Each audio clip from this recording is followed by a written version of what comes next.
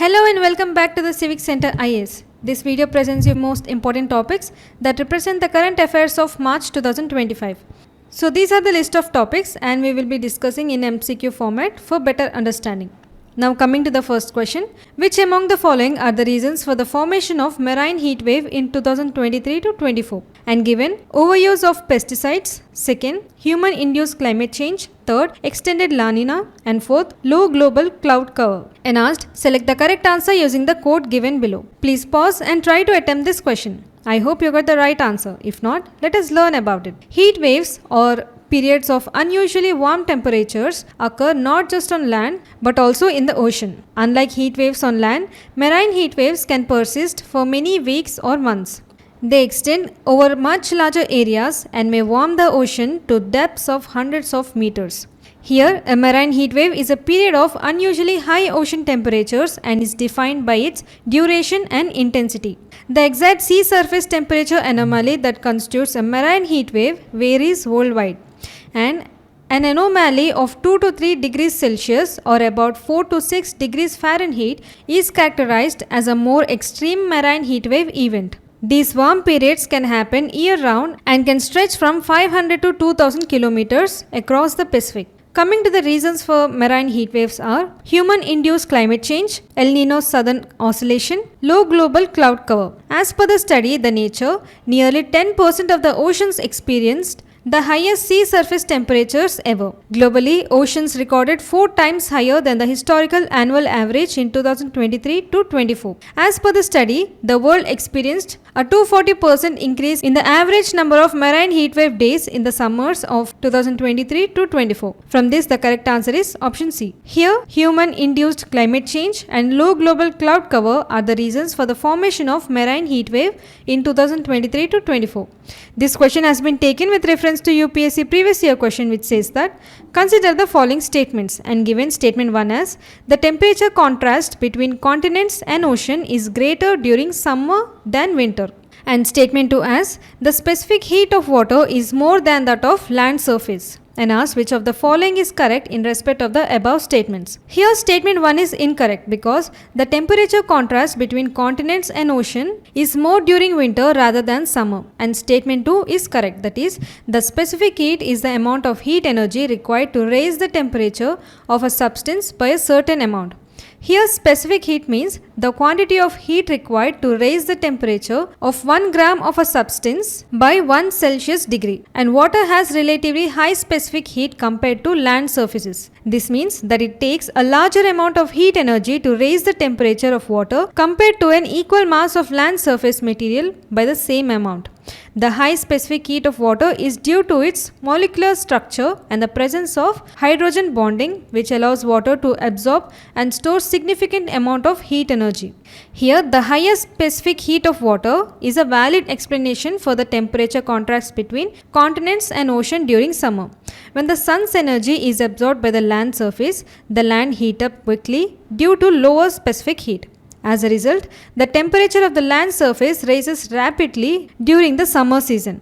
In contrast, the ocean's higher specific heat causes it to heat up more slowly. Here, the ocean absorbs and stores larger amount of heat energy from the sun, leading to a slower increase in temperature. This temperature contrast between land and ocean creates the condition for temperature differences to be more pronounced during the summer months. Now coming to that second question, consider the following statements regarding Martian dust. And given Martian dust is primarily composed of iron oxide, giving the planet its red color. Second, Martian dust storms are regional phenomena and do not affect the entire planet. And asked which of the statements given above is or are correct. Now let us learn about it. Martian dust storms are common occurrence on the red planet, with some being small and localized, while others can cover the entire planet. These storms are made up of tiny dust particles that are lifted into the atmosphere by strong winds and is weathered from primary volcanic rocks. Additionally, it is composed of iron oxide, giving the planet its red color. Significantly, dust storms can provide valuable insights into the planet's climate and geology, where scientists can learn more about the planet's atmosphere and surface processes. which helps in better understanding of the potential effects of dust storms on future human missions to Mars. Now, the impact of Martian dust storms to human missions to the Mars are: dust storms can reduce visibility, making it difficult for astronauts to navigate and carry out their task. Second, it can pose a health risk to astronauts as they can be abrasive and potentially harmful if inhaled. Third, it can clog filters and sensitive instruments. And by gaining a better understanding of how dust storms form and behave, scientists can have a better plan and prepare for the challenges that these storms pose to exploration and colonization of the red planet. From this, the correct answer is option A. Here, statement 1 is correct, that is, Martian dust is primarily composed of iron oxide, giving the planet its red color. And statement 2 is incorrect because Martian dust storms are a common occurrence on the red planet, with some being small and localized, while others can cover the entire planet. This question has been taken with reference to UPSC previous year question, which says that consider the following statements, and given it is also called the Mars Orbiter mission. Second, made India the second country to have a spacecraft orbit the Mars after USA. Third, made India the only country to be successful in making its spacecraft orbit the Mars in its very first attempt. And asked which of the statements given above is or are correct. Here, statement 1 is correct, that is, Mangalyaan was launched by ISRO and it is also known as Mars Orbiter mission. It was India's first interplanetary mission and aimed to study Mars surface features, morphology, mineralogy and atmosphere. And statement 2 is incorrect because the Mangalyaan is India's fourth mission to reach Mars orbit after the United States, the Soviet Union and the European Space Agency. And statement 3 is correct, that is, the Mangalyaan's successful insertion into Mars orbit on its first attempt made India the first and only country to achieve this feat. Therefore, the correct answer is option C. Now, coming to the third question. Recently, the term D-voter is discussed in the context of which of the following? And given option A, D-voters are those who could not provide evidence in favor of their Indian nationality. Option B, D-voters are the Indian citizens who face long-term battles either in High Court or Supreme Court of India. Option C, it is a word used for illegal migrants who take the donkey route. And option D, it is a word used to determine the voters who do not vote on the election day. Please pause and try to attempt this question. Now let us learn about it. D-voters are those who could not provide evidence in favor of their Indian nationality. It was introduced in Assam in 1997 by the Election Commission. Here, neither the Citizenship Act of 1955 nor the Citizenship Rules of 2003 provide clear definitions for doubtful voter or doubtful citizenship. While D-voters continue to remain on Assam's electoral roll, they cannot vote in an election unless their case is decided by a foreigner's tribunal. From this, the correct answer is option A. That is, D-voters are those who could not provide evidence in favor of their Indian nationality. This question is with reference to UPSC previous year question, that is, with reference to India, consider the following statements. And given, there is only one citizenship and one domicile. Second, a citizen by birth only can become the head of the state. Third, a foreigner once granted the citizenship cannot be deprived of it under any circumstances. And asked which of the statements given above is or are correct. Here, statement 1 is correct, that is, the Indian Constitution provides for only single citizenship, that is, Indian citizenship. The citizens of India owe allegiance only to the Union and there is no separate state citizenship. Also, when an Indian citizenship voluntarily acquires the citizenship of another country, his Indian citizenship automatically terminates. Additionally, there is only one domicile allowed in India. Domicile certificates can be made only in one state or UT. In 2010, the Uttarakhand High Court declared that there is no separate domicile for each state and there is only one domicile for the entire country. And here statement 2 is incorrect because the president is the head of the Indian state. In India, both the citizen by birth as well as naturalized citizens are eligible for the office of president. Thus, a naturalized citizen can become head of the state in India. Whereas in USA, only citizen by birth is eligible for the office of president. And here statement 3 is incorrect. That is, a foreigner who has been earlier granted for Indian citizenship can be deprived of his citizenship. Therefore, the correct answer is option A. Now coming to the fourth question, consider the following statements regarding reinsurance. And given, it is a practice where an insurance company transfers a portion of its risk to another insurance company. Second, only domestic insurance companies are allowed to engage in reinsurance agreements in India. And asked which of the statements given above is or are correct. Please pause and try to attempt this question. Now let us learn about it. Reinsurance is often referred to as insurance for insurance companies. That means it is a contract between a reinsurer and an insurer. And the reinsurance company then assumes all or part of one or more insurance policies issued by the ceding party. Here, insurers utilize reinsurance to cover catastrophic losses like natural disasters where the payouts would be immense.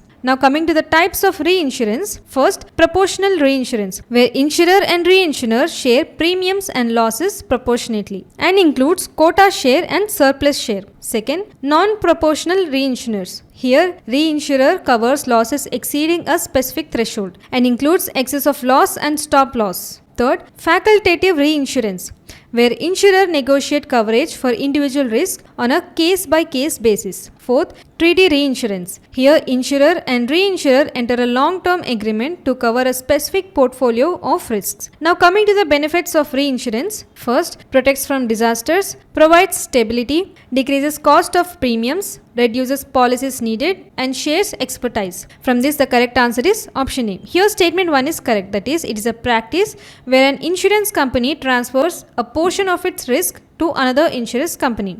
And statement 2 is incorrect because not only domestic insurance company but all insurance companies are allowed to engage in reinsurance agreements in India. This question has been taken with reference to UPSC previous year question, which says that in India, under cyber insurance for individuals, which of the following benefits are generally covered in addition to payment for the loss of funds and other benefits? And given cost of restoration of the computer system in case of malware disrupting access to one's computer. Second, cost of a new computer if some miscreant willfully damages it if proved so. Third, cost of hiring a specialized consultant to minimize the loss in case of cyber extortion. Fourth, cost of defense in the court of law if any third party fails a suit. And now select the correct answer using the code given below. Here statement 1 says that cost of restoration of the computer system in case of malware disrupting access to one's computer, which is correct because it is a common coverage in cyber insurance policies for individuals.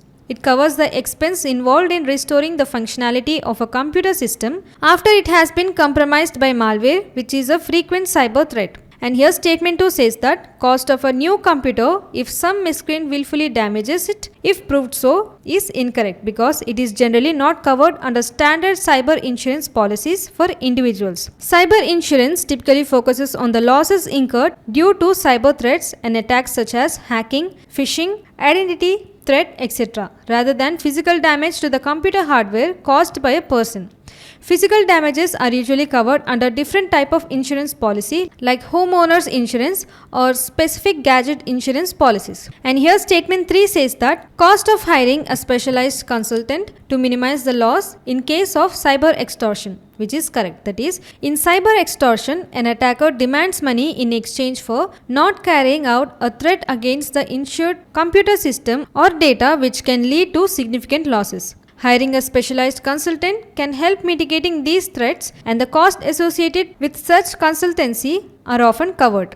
And here statement 4 says that cost of defense in the court of law if any third party fails a suit, which is correct because this is another aspect typically covered under cyber insurance policies. Here legal cost can accumulate quickly in the events of lawsuits related to cyber incidents such as data breaches that compromise third party information. And cyber insurance policies often provide coverage for legal defense costs to protect the insured from financial losses arising from such legal actions.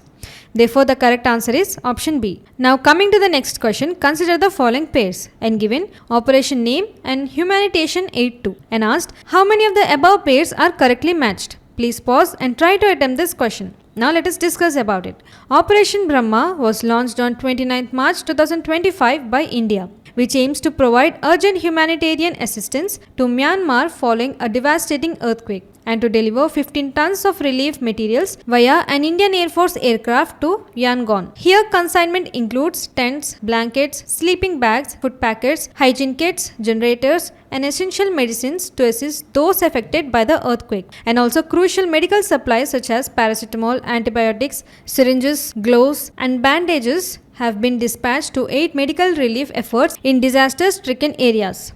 Significantly, this mission aligns with India's Act East policy, reinforcing its strategic presence in Southeast Asia. Through Operation Brahma, India reaffirms its role as a regional leader in humanitarian diplomacy, fostering goodwill and cooperation with its neighbors. And Operation Maitri was launched by India, and it is a large-scale relief mission following the devastating earthquake in Nepal in 2015. It involved deploying NDRF teams, medical personnel, and essential relief materials to aid in rescue and relief efforts. And Operation Insaniyat was launched in 2017 in response to extend substantial aid to Sri Lanka, sending medical teams, supplying relief materials, and assisting in rehabilitation efforts. From this, the correct answer is option C. That is, Operation Brahma is related to Myanmar, and Operation Maitri is related to Nepal, and Operation Insaniyat is related to Sri Lanka. This question has been taken with reference to UPSC previous year question, that is, which of the following statements about exercise Mitra Shakti 2023 are correct? And given, this was a joint military exercise between India and Bangladesh. Second, it commenced in Pune. Third, joint response during counter-terrorism operations was a goal of this operation. Fourth, Indian Air Force was a part of this mission.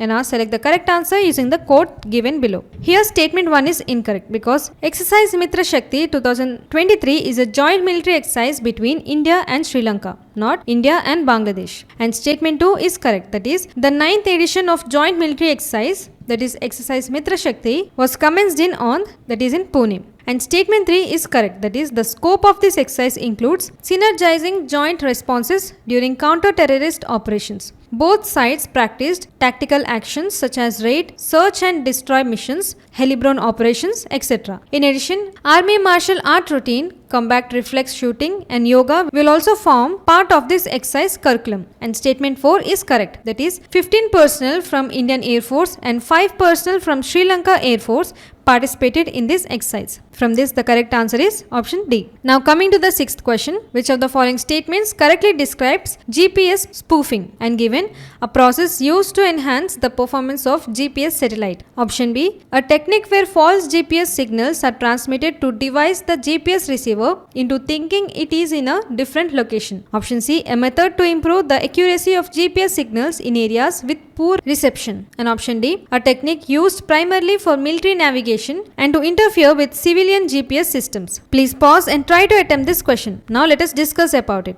GPS spoofing is a cyber attack in which a GPS receiver is tricked into thinking it is in a different place than it actually is by sending a bogus GPS signals. This is achieved by either broadcasting counterfeit GPS signals or rebroadcasting captured signals, often with modifications to mislead the receiver. Here, spoofing can have serious consequences, particularly for critical systems like aviation, maritime navigation, and transportation. Now coming to its working process. First, false signal transmission. Here, attackers can use specialized equipment to transmit fake GPS signals that mimic legitimate ones. Second, signal modification, where genuine GPS signals can be captured and modified before being rebroadcast, altering the receiver's perception of location and time. Third, receiver deception. In this, the GPS receiver, unable to distinguish between the spoofed and legitimate signals, calculates a false position, velocity, and time. From this, the correct answer is option B. That is, GPS spoofing is a technique where false GPS signals are transmitted to devise the GPS receiver into thinking it is in a different location. This question has been taken with reference to UPSC previous year question, which says that, with reference to software as a service, consider the following statement. And given, software as a service buyers can customize the user interface and can change data fields. Second, software as a service users can access their data through their mobile devices. Third, Outlook, Hotmail and Yahoo are forms of software as a service. And asked which of the statements given above are correct. Here, software as a service is a software licensing model. It allows access to software on a subscription basis using external services. And here statement 1 is correct. That is, today's web-based software is flexible enough to be modified for specific business users and also individual users. So buyers can customize the user interface to change the look and feel the program, as well as modify specific areas such as data fields to alter what data appears. And statement 2 is correct. That is, software as a service allows each user to access programs via the internet. The user need not to install the software on his or her computer, and thus users can access data through their mobile devices. And statement 3 is correct, that is, Outlook, Hotmail or Yahoo Mail are forms of software as a service. With these services, a user log into their account over the internet, often from a web browser. Therefore, the correct answer is option D. Now coming to the 7th question. With reference to Blue Ghost mission, consider the following statements, and given it aims to study the lunar environment including heat flow and magnetic fields. Second, the mission is led by Firefly Aerospace and includes payloads from ISRO. And asked which of the statements given above is or are correct. Please pause and try to attempt this question. Now let us discuss about it. Blue Ghost lunar lander is developed by Firefly Aerospace, a private US company, with the goal to deliver NASA payloads and commercial instruments to the moon and conduct scientific studies on lunar surface. Here, Mare Crisium, a northeastern edge of moon, is a landing site. Now coming to its significance, first private lander to soft land upright and part of NASA's push for commercial lunar missions. Now let us also learn about NASA's commercial lunar payload services. It was launched by NASA to promote private sector moon landings with the objective to encourage commercial companies to develop lunar technology and reduce cost of lunar explorations. Here NASA invested $101 million for payload delivery and $44 million for onboard instruments in Blue Ghost mission. Now, why soft landing is difficult? Because moon has no atmosphere, that is, no parachute based deceleration, and surface hazard like boulders, uneven terrains, and precise landing technology is required for stability. From this, the correct answer is option A. Here statement 1 is correct, that is, it aims to study the lunar environment including heat flow and magnetic fields. And statement 2 is incorrect because the mission is led by Firefly Aerospace and includes payloads from NASA, not ISRO. This question has been taken with reference to UPSC previous year question, which says that what is Greased Lightning 10 or GL10 recently in the news, and given electric plane tested by NASA. Option B, solar powered two-seater aircraft designed by Japan. And option C, space observatory launched by China. And option D, reusable rocket designed by ISRO. Here, the Greased Lightning or GL10 is the electric plane with 10 engines tested by NASA that can take off and land like a helicopter and fly efficiently like an aircraft. Therefore, the correct answer is option A. That is, Greased Lightning 10 is an electric plane tested by NASA. Now coming to the next question. Consider the following statements regarding Jnanpith Award, and given it is the highest literary honor instituted in 1961 by the Bharatiya Jnanpith Trust. Second, the award is given exclusively to Indian citizens writing in any of the 22 languages listed in the 8th schedule of the Constitution. And asked which of the statements given above is or are correct. Please pause and try to attempt this question. Now let us learn about it. Jnanpith Award is the highest and oldest literary award in India, which was instituted in 1961 by the Bharatiya Jnanpith, a literary and research organization founded by Sahu Shanti Prasad Jain and Rama Jain. Initially, the award was first presented in 1965, and it is given annually to an Indian citizen for their outstanding contribution to literature in any of the languages listed in the 8th schedule of the Constitution, including English. Additionally, posthumous awards are not permitted. Significantly, the award carries a cash prize of 11 lakh and a statue of Vagdevi, that is goddess of learning, and a citation. From this, the correct answer is option A. Here, statement 1 is correct, that is, it is the highest literary honor instituted in 1961 by the Bharatiya Jnanpith Trust. And statement 2 is incorrect because it is given annually to an Indian citizen for their outstanding contribution to literature in any of the languages listed in 8th schedule of the Constitution, including English. This question has been taken with reference to UPSC previous year question, which says that consider the following statements, and given the National School of Drama was set up by the Sangeet Natak Academy in 1959. Second, the highest honor conferred by the Sahitya Academy on a writer is by electing him its fellow. And asked which of the statements given above is or are correct. Here, the National School of Drama was set up by the Sangeet Natak Academy in 1959. The Sangeet Natak Academy, established in 1952, is the National Academy of Music, Dance and Drama in India. The idea behind establishing the National School of Drama was to create a school that would provide systematic training in various aspects of theatre and produce a well-trained theatre artist. Since then, it had become a premier institution for theatre education and has made significant contributions to the Indian theatre scene. And the Sahitya Academy, established in 1954, is the National Academy of Letters in India. It recognizes and promotes literary excellence in various Indian languages. The highest honor conferred by the Sahitya Academy on a writer is by electing him or her as its fellow. This prestigious recognition is given to eminent writers who have made exceptional contributions to literature and have a substantial body of work to their credit. Being elected as a fellow of the Sahitya Academy is considered a significant achievement and acknowledgement of a writer's literary prowess. Therefore, the correct answer is option C. Now coming to the next question, with reference to Rashtriya Gokul Mission, consider the following statements and given. The scheme provides financial assistance for setting up Gokul Grams to promote indigenous bovine breeds. Second, it is implemented by the Ministry of Agriculture and Farmers Welfare. And now select the correct answer using the code given below.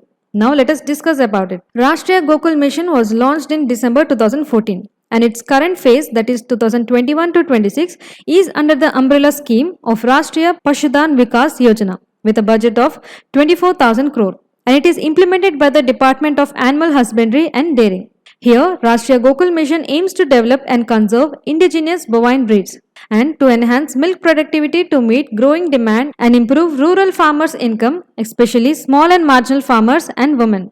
Coming to the key objectives, to enhance productivity and milk production sustainably using advanced technologies. Second, to promote high genetic merit bulls for breeding. Third, strengthen artificial insemination network and doorstep service delivery. And fourth, promote scientific conservation and rearing of indigenous cattle and buffalo breeds. So from this, the correct answer is option A. Here statement 1 is correct, that is, the scheme provides financial assistance for setting up Gokul Grams to promote indigenous bovine breeds. And statement 2 is incorrect because it is implemented by the Department of Animal Husbandry and Dairying. This question has been taken with reference to UPSC previous year question, which says that consider the following statements and given cowpea, green gram and PGNP, and asked which of the above is or are used as pulse, fodder and green manure. Here, all three crops of India, that is cowpea, green gram and PGNP, can be used as pulse, fodder and green manure. Here, pulse refers to the edible seeds of leguminous plants that are rich in protein and provide essential nutrients to the human diet. Cowpea, green gram and PGNP are all pulses that are commonly consumed in India and are used in various traditional dishes. And fodder refers to the food that is given to domesticated animals, especially livestock, to provide them with essential nutrients. All three crops are used as fodder as they are rich in protein and provide good nutrition to the animals. And green manure refers to the practice of using plants to improve the fertility of the soil. The plants are grown and then plowed back into the soil to add organic matter and nutrients. All three crops, that is cowpea, green gram and PGNP, can be used as green manure as they are leguminous and fix nitrogen in the soil. Therefore, the correct answer is option A. That is cowpea, green gram and PGNP are used as pulse, fodder and green manure. Now coming to the next question with reference to Bharat Vega, consider the following statements and given. It is an initiative of the National Payments Corporation of India to promote UPI based transactions. Second, Beam Vega operates independently of the Beam app and does not require UPI integration. And asked which of the statements given above is or are correct. Please pause and try to attempt this question. Now let us learn about it. Beam 3.0 was launched by the National Payments Corporation of India, which aims to simplify expense management and enhancing user experience. While Beam 3.0 will be rolled out as multiple platforms in a phased manner, it is expected to be fully available as early as next month, that is April 2025. Now coming to its salient features, first, multi-language support. Here, Beam 3.0 will be available in over 15 Indian languages, making it more accessible to a larger segment of population across different regions of India. Second, enhanced transaction experience. Here, the app is designed to ensure smooth transactions even in areas with slow or unstable internet connections, enhancing user experience in regions with connectivity challenges. Third, speed analytics. This speed analytics feature allows users to track and manage their monthly expenses through a dashboard, and the app automatically categorizes and classifies expenses, helping users understand their spending habits without needing complex spreadsheets, making it easier to manage personal finances. And fourth, family financial management. Here, users can now onboard family members and track shared expenses. And the app allows users to assign specific payments to each family member, providing a consolidated view of total expenses for better financial planning. And fifth, Task Assistant and Bill Reminders. Here, Task Assistant built into the app will remind users about pending bills linked to their Beam account, helping them stay on top of payments. So from this, the correct answer is option A. Here, statement 1 is correct because it is an initiative of the National Payments Corporation of India to improve UPI-based transactions. And statement 2 is incorrect because it includes UPI Lite for low-value transactions, allowing users to conduct transactions with lower charges and quicker processing. This question has been taken with reference to UPSC previous year question, which says that with reference to digital payments, consider the following statements and given.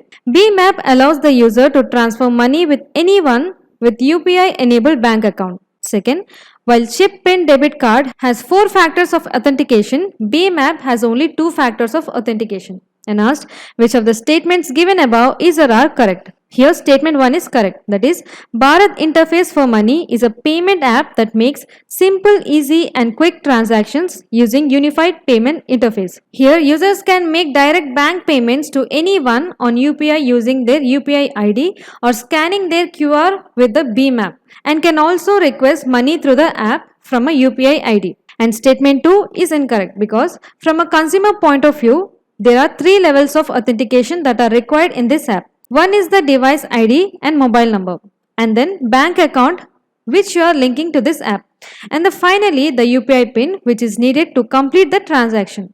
These 3 factors of authentication versus the normal net banking app or a chip PIN debit card which will only have a 2 factors of authentication. So therefore the correct answer is option A. Now coming to the next question, consider the following statements and given. Microcredit refers to very small loans of unsalaried borrowers with a little or no collateral. Second, microfinance means the provision of banking services to lower income people, especially to the poor and very poor. And asked which of the statements given above is or are correct. Now let us learn about it. Microfinance is also known as microcredit, is the provision of small credit to the low income individuals or groups who otherwise would have no other access to financial services. The term missing middle is often used for this section of a society who lost out on formal credit for want of collateral support. It is here that microfinance steps in, providing microcredit with no collateral. The last few years saw the microcredit industry mainstreaming with the broader financial sector. So from this the correct answer is option C. Here statement 1 is correct, that is microcredit refers to very small loans for unsalaried borrowers with little or no collateral. And statement 2 is also correct, that is microfinance means the provision of banking services to lower income people, especially to poor and very poor. This question has been taken with reference to UPSC previous year question, which says that Pradhan Mantri Mudra Yojana is aimed at option A, bridging the small entrepreneurs into formal financial system. Option B, providing loans to poor farmers for cultivating particular crops. Option C, providing pensions to old and destitute persons. And option D, funding the voluntary organizations involved in the promotion of skill development and employment generation. Here, option A is the correct answer because it was launched by the Government of India in 2015, which provides loans to 20 lakh to the non-corporate, non-farm, small or micro enterprises. These loans are classified as Mudra loans under PM Mudra Yojana. Additionally, these loans are given to the commercial banks, RRBs, and small finance banks, MFIs and NBFCs. And now coming to the next question, consider the following statements regarding free speech in India. And given, Article 19 Clause 1 Subclause A of the Indian Constitution guarantees freedom of speech and expression as a fundamental right. Second, Future of Free Speech Index 2025 conducted by Vanderbilt University, which is in India, ranked 24th out of 33 countries. And asked which of the statements given above is or are correct. Now please pause and try to attempt this question. Now let us discuss about it. The Future of Free Speech is an independent, not partisan think tank located at Vanderbilt University in the US. Now coming to its key findings, India has ranked 24th out of 33 countries surveyed on the question of support for free speech. Its report titled, Who in the World Supports Free Speech? Here the report seeks to answer how much people around the world facing various types and levels of restrictions to support free speech and what specific issues they think people should be allowed to discuss and criticize openly. Additionally, Scandinavian countries such as Norway, Denmark and Sweden and 2 democratic backsliders, that is Hungary and Venezuela, show the highest levels of support for free speech. From this, the correct answer is option C. Here, statement 1 is correct. That is, Article 19, Clause 1, Subclause A of Indian Constitution guarantees freedom of speech and expression as a fundamental right. And statement 2 is also correct. That is, Future of Free Speech Index 2025 conducted by Vanderbilt University, in which India ranked 24th out of 33 countries. This question has been taken with reference to UPSC previous year question, which says that right to privacy is protected as an intrinsic part of right to life and personal liberty. Which of the following in the Constitution of India correctly and appropriately imply the above statement? And given Article 14 and the provision under the 42nd Amendment to the Constitution. Option B, Article 17 and the directive principles of the state policy in Part 4. Option C, Article 21 and the freedoms granted in Part 3. And option D, Article 24 and provisions under 44th Amendment to the Constitution. So here, the Supreme Court of India in the landmark case of Puttaswamy versus Union of India 2017 held that the right to privacy is an intrinsic part of the right to life and personal liberty guaranteed under Article 21 of the Constitution. The Article 21 states that no person shall be deprived of his life or personal liberty except according to procedure established by law. This broad right has been interpreted by the court to encompass the right to privacy. Part 3 of the Constitution contains fundamental rights including Article 21. So therefore the correct answer is option C. That is, right to privacy is protected under Article 21 and the freedoms guaranteed in Part 3. Now coming to the next question, with reference to Starlink network, consider the following statements. And given, it is a global telecommunications provider owned by SpaceX. Second, it is a low Earth orbit satellite internet constellation. Third, it is in line with Kessler syndrome. And ask which of the statements given above are correct. So please pause and try to attempt this question. Now let us learn about it. Starlink is a satellite constellation operated by Starlink Services. It is a global telecommunication provider owned by SpaceX. Here, Starlink is a low Earth orbit satellite internet constellation designed to deliver high-speed internet even in the most remote corners of the world. This network will consist of a constellation of 12,000 satellites in low Earth orbit. Additionally, the SpaceX informed that the International Communication Union that it plans to deploy another 30,000 Starlink satellites in coming years. Now coming to the challenges of the space internet. First, space debris. With too many satellites in low Earth orbit already present, Starlink project with approximately 12,000 satellites will keep on adding more space debris.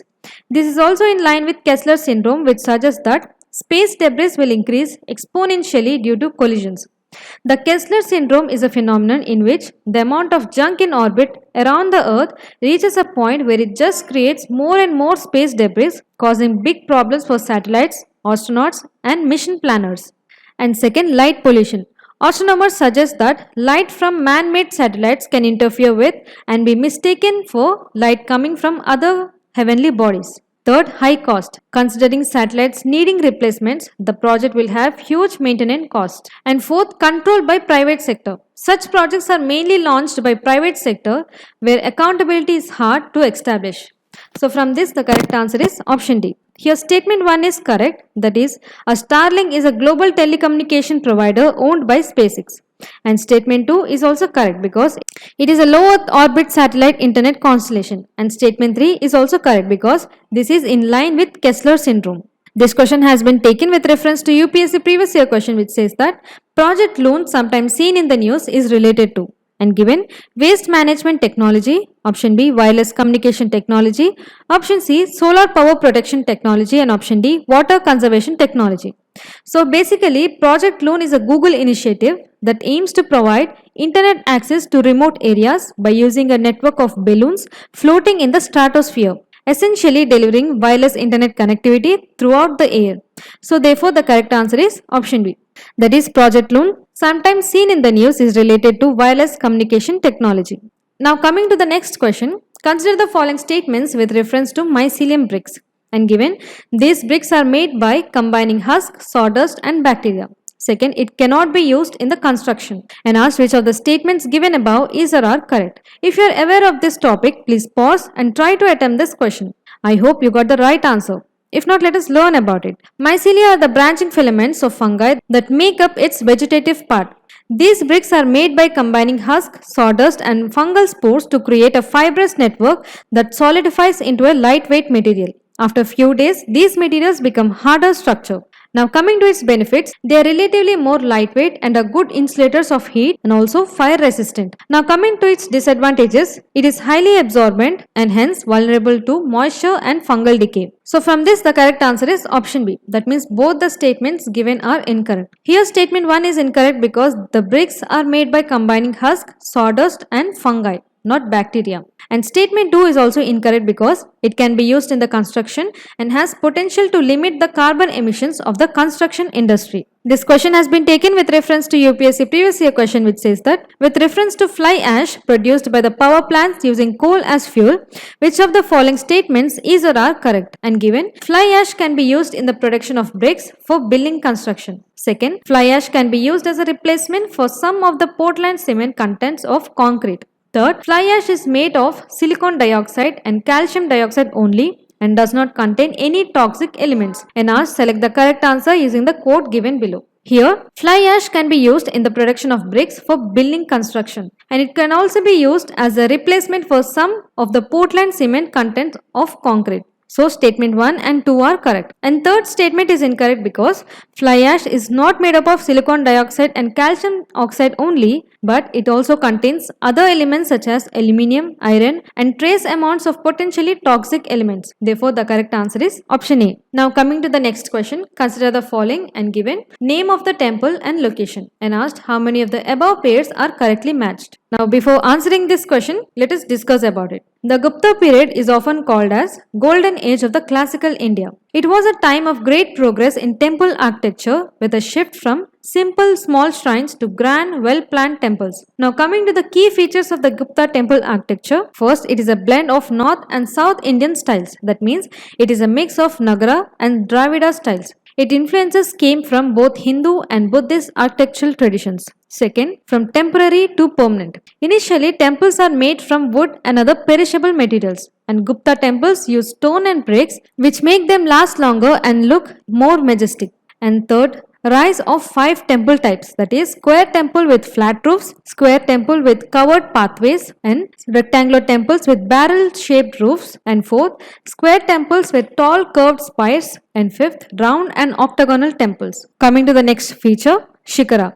The Shikara or the temple tower began to rise above sanctum. It represents Mount Meru, the sacred mountain in Hindu cosmology. Next, new pillar designs. These pillars had vast shaped capitals replacing earlier lotus and bell shapes. And sixth, decoration and symbolism. Temples were built on a raised platform. Walls and pillars featured detailed carvings with religious stories and symbols. And in the question it has given about the Gupta temples. And here Dashavatara temple is located in Kanpur, Bitargaon temple is located in Deorga, and Shiva Parvati temple is located in Nachna. From this, the correct answer is option C. This question has been taken with reference to UPSC previous year question, that is, building Kalyana Mandapas was notable feature on the temple construction in the kingdom of, and given Chalukya, Chandela, Rashtrakuta and Vijayanagara. Here the notable feature of a building of Kalyana Mandapas, that is marriage halls, in temple construction was a characteristic of Vijayanagara kingdom. Basically, Kalyana Mandapas were distinctive pillar halls primarily used for marriage ceremonies and other religious functions within temple premises during the Vijayanagara Empire. These mandapas were often ornate and decorated with carvings, and they served as a place for divine weddings of deities worshipped in the temples. So therefore, the correct answer is option D. That is, building Kalyana Mandapas were the notable feature on temple construction in the kingdom of Vijayanagara. Now coming to the next question, consider the following and given. The Google tax is a tax levied on imported goods entering the country. Second, Australia and United Kingdom are the only countries with a Google tax. And asked which of the statements given above is or are correct. Please pause and try to attempt this question. Now let us discuss about it. Google tax, also known as divided profits tax or digital tax, refers to anti-tax avoidance provisions that have been introduced in some countries. Initially, Google tax was introduced in 2016 and it is a tax on multinational companies which aimed at preventing them from diverting their profits from a country where those profits were earned to one with a lower tax rate. Here, Australia and United Kingdoms are the countries with Google tax. It was specifically designed to ensure that foreign digital service providers generating significant significant revenues from the Indian market contributed their fair share to the exchequer despite not having a physical presence in India. Here the tax will be scrapped from 1st April 2025 as a part of amendments to the Finance Bill because of strategic move to ease trade frictions with the United States. This strengthens the trade ties between United States by avoiding potential trade tariffs, and lower advertising costs on platforms like Google, Meta can encourage more business to invest in digital marketing,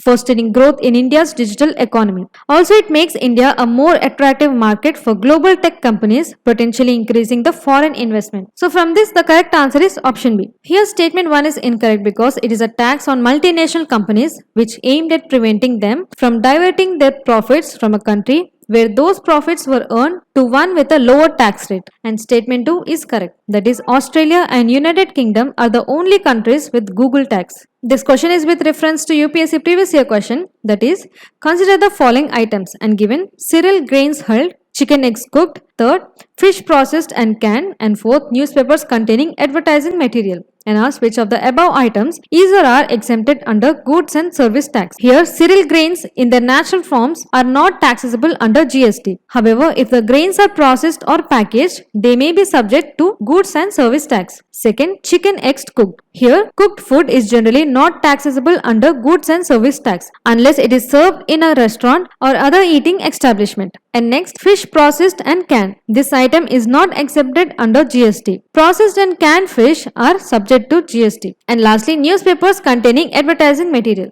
Generally, newspapers are exempted under goods and service tax, but if they are containing advertising material, the advertising portion may subject to goods and service tax. So therefore, the correct answer is option C. Now coming to the next question, consider the following statements regarding jumping spiders and given they are endemic to India. Second, they are found in the dense foliage of the eastern Himalayas. And ask which of the statements given above is or are correct. Okay, now let us learn about this species. First time the jumping spider had been discovered in Shendoni Wildlife Sanctuary in Collegium, that is in Kerala. Previously it was believed to be endemic only to Sri Lanka, but now we can also find them in Kerala. Now coming to its physical features, a prominent yellow triangular shaped mark on the prosoma, that means the front part of the body of females. Next, unique traits of copulatory organs, that is reproductive organs in both males and females. And the female exhibits similar coloration with the added feature of white facial hair around their eyes as we see in this picture. And additionally, it thrives in dense foliage of Western Ghats. So from this, the correct answer is option D. That means both the statements given are incorrect. Here statement 1 is incorrect because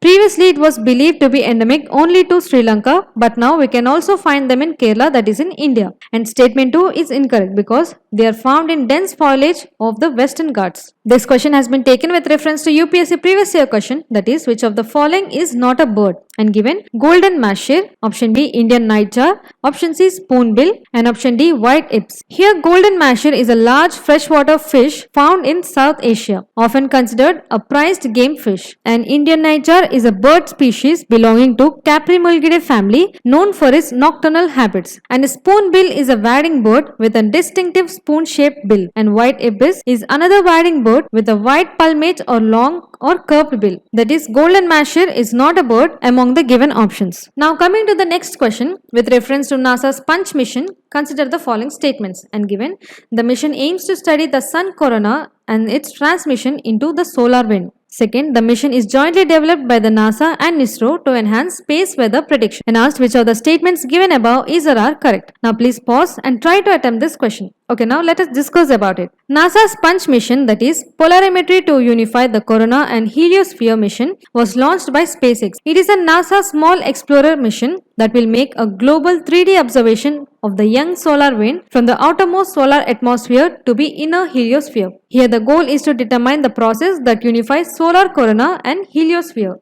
Additionally, it consists of payloads such as narrow field imager coronagraph, second, wide field imager heliospheric imager, and student contributed X-ray spectrometer. Additionally, it has a duration of 2 years after 90-day commissioning. Further, as we see in this picture, this mission consists of a constellation of 4 small satellites in a sun-synchronous low Earth orbit and provided with 3 wide field images and 1 narrow field imager on board. These 4 satellites produce deep field continuous 3D images of solar corona as it makes a transition to the younger solar wind. The punch cameras sense normal visible light and its linear polarization, which allows the 3D location of solar wind features to be measured. For every 8 minutes, each punch spacecraft acquires 7 images, 1 unpolarized image and 6 polarized images in dual 3 image sets. Now coming to its objectives, it is designed to provide groundbreaking insights into the solar corona and its evolution into the solar wind. Using advanced polarimetric imaging, the mission will create 3-dimensional view of the solar atmosphere. It allows scientists to track the origins and movements of coronal mass ejections, massive bursts of solar plasma that can impact Earth's space environment. Now, why space weather matters?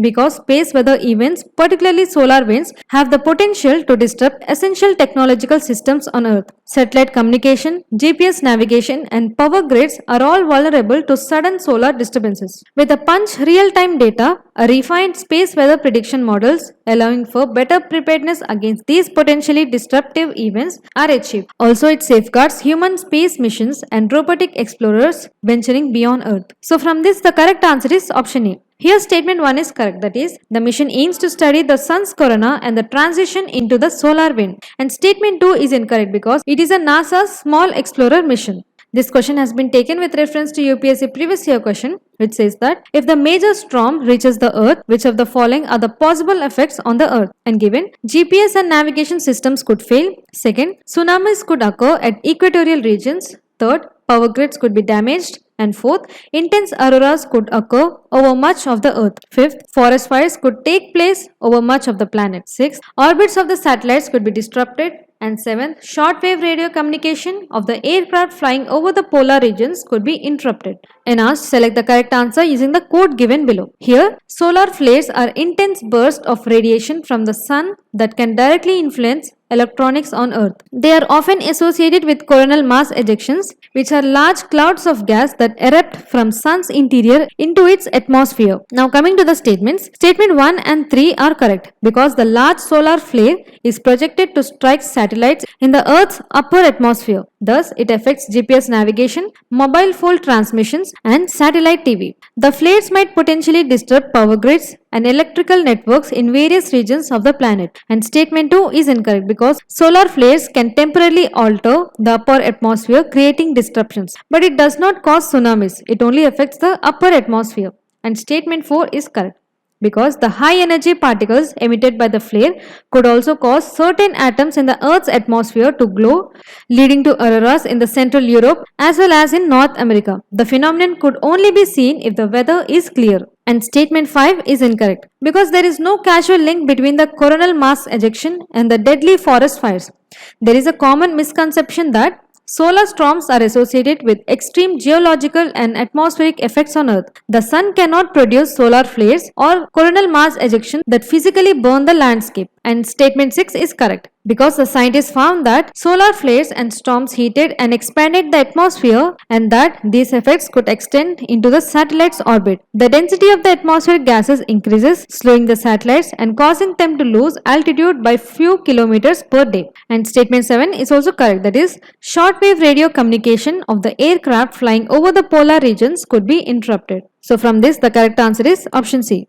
Now coming to the next question, consider the following and given megalithic type and feature and asked how many of the above pairs are correctly matched. Now please pause and try to attempt this question. Now let us discuss about it. The Mudumal megalithic menhirs or standing stones in Telangana's Narayanapet district dating back approximately 3500 to 4000 years have been added to a tentative list of UNESCO World Heritage Site from India. Currently, India now has 62 tentative sites. Now coming to its significance, first, archaeo-astronomical site. It is used for solar alignments such as equinoxes and solstices. And Ursa Major depiction is the earliest in South Asia. Second, burial and living traditions.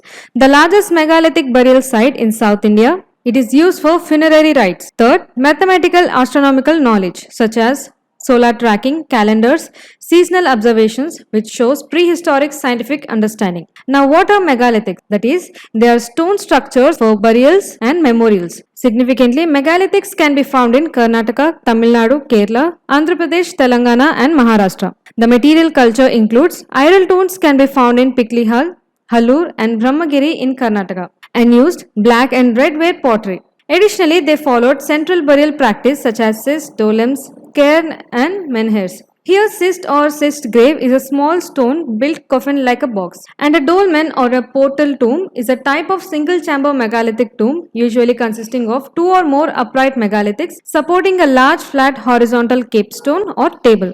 And a cairn is a human-made pile of stones raised for a purpose, usually as a marker or as a burial mound. And menhirs are large upright standing stones often part of megalithic structures. And here the lifestyle includes sedimentary lifestyle, which is with farming, hunting and fishing. From this, the correct answer is option C. That means all types of pairs are correct. That is, menhir is a type of upright stone and dolmen is a type of table-like tomb and cromlech is a circular tomb structure. This question has been taken with reference to UPSC previous year question, which says that in which of the following relief sculpture inscriptions is Ranya Ashoka mentioned along with the stone portrait of Ashoka? And given Kanganahalli, option B Sanchi, and option C Shabaz Garhi, and option D Sogara. Here the correct answer is Kanganahalli. The Kanganahalli inscription in Karnataka is unique because it depicts a stone portrait of Ashoka with the tile of Ranya Ashoka, that is King Ashoka, inscribed alongside it. And option B is incorrect because Sanchi has important Ashoka inscriptions and they do not include a sculptured portrait of him with Ranya Ashoka title. And option C is also incorrect because this site features inscription in Kharoshthi script but they do not depict Ashoka with the Ranya Ashoka designation. And option D is also incorrect because this site contains a copper plate inscription but it does not have any images or inscriptions mentioning Ashoka. Now coming to the next question, with reference to Mahatma Gandhi National Rural Employment Guarantee Act, and given it mandates at least 1/3 of the beneficiaries to be women. Second, Manrega wages are linked to inflation and revised annually based on the consumer price index for agriculture laborers. And asked, which of the statements given above is or are correct? Here, Mahatma Gandhi National Rural Employment Guarantee Scheme is one of the largest work guarantee programs in the world, launched in 2005 by the Ministry of Rural Development. And the primary objective of the scheme is to guarantee 100 days of employment in every financial year to adult members of any rural household willing to do public work related to unskilled manual work. Also, Panchayat Raj institutions will implement the program. Now coming to the objectives of Manrega. First, to enhance the livelihood security of the rural poor by creating wage employment opportunities. Second, to develop a rural asset base to boost productive employment, augment household income and sustain economic well-being.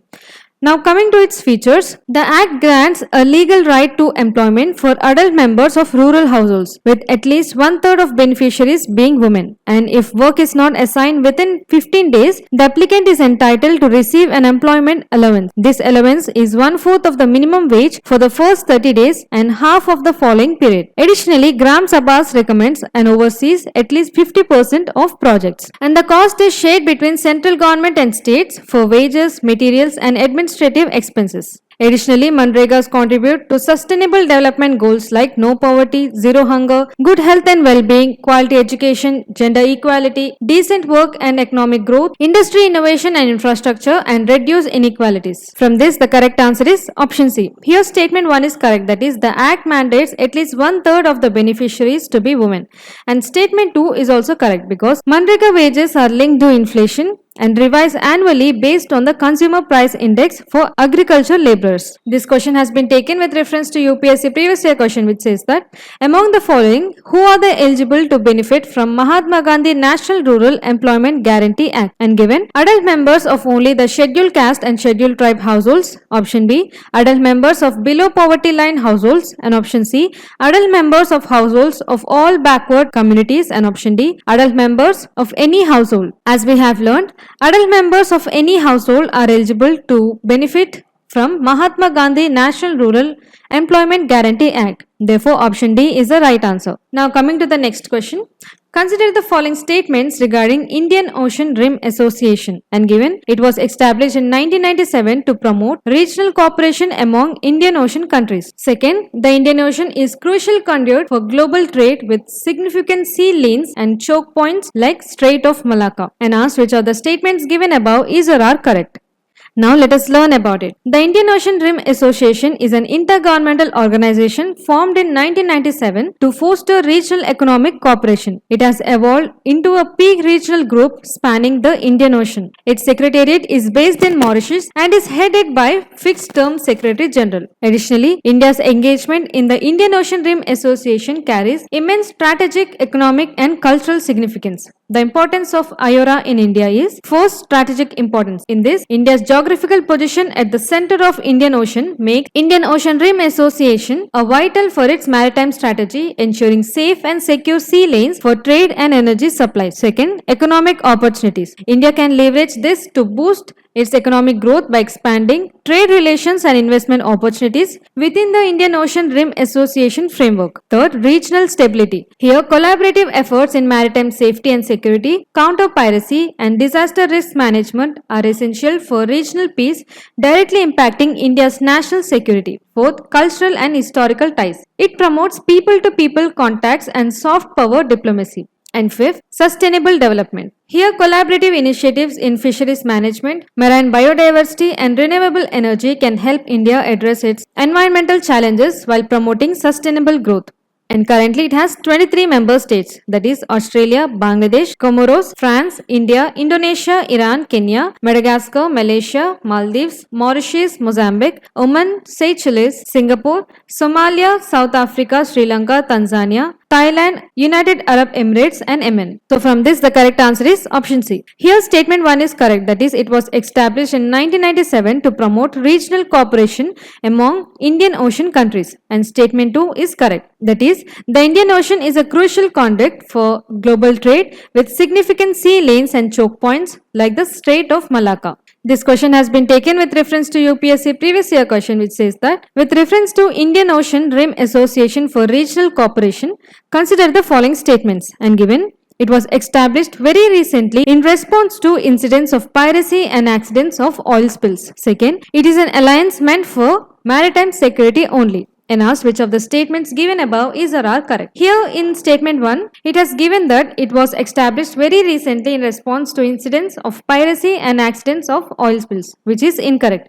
because Indian Ocean Rim Association for Regional Cooperation was established in 1997, which is not recent considering the question given in the year 2015. And the organization was not established in the response to incidents of piracy and accidents of oil spills. And in statement 2, it has given that it is an alliance meant for maritime security only, which is also incorrect, because while maritime safety and security are important objectives of Indian Ocean Rim Association for Regional Cooperation, the organization has a broader mandate that includes economic and technical cooperation as well. The member countries of Indian Ocean Rim Association for Regional Cooperation work together on various issues such as trade and investment, tourism, fisheries management, disaster risk management, academic and cultural exchange and more. Therefore, the correct answer is option D. Now coming to the next question, consider the following statements regarding Supreme Court Collegium system, and given the Collegium system is mentioned in the Constitution of India.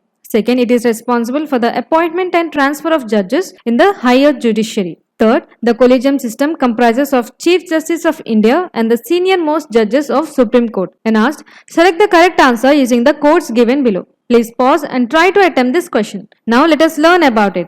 Supreme Court Collegium system is also known as diverted profit tax or digital tax.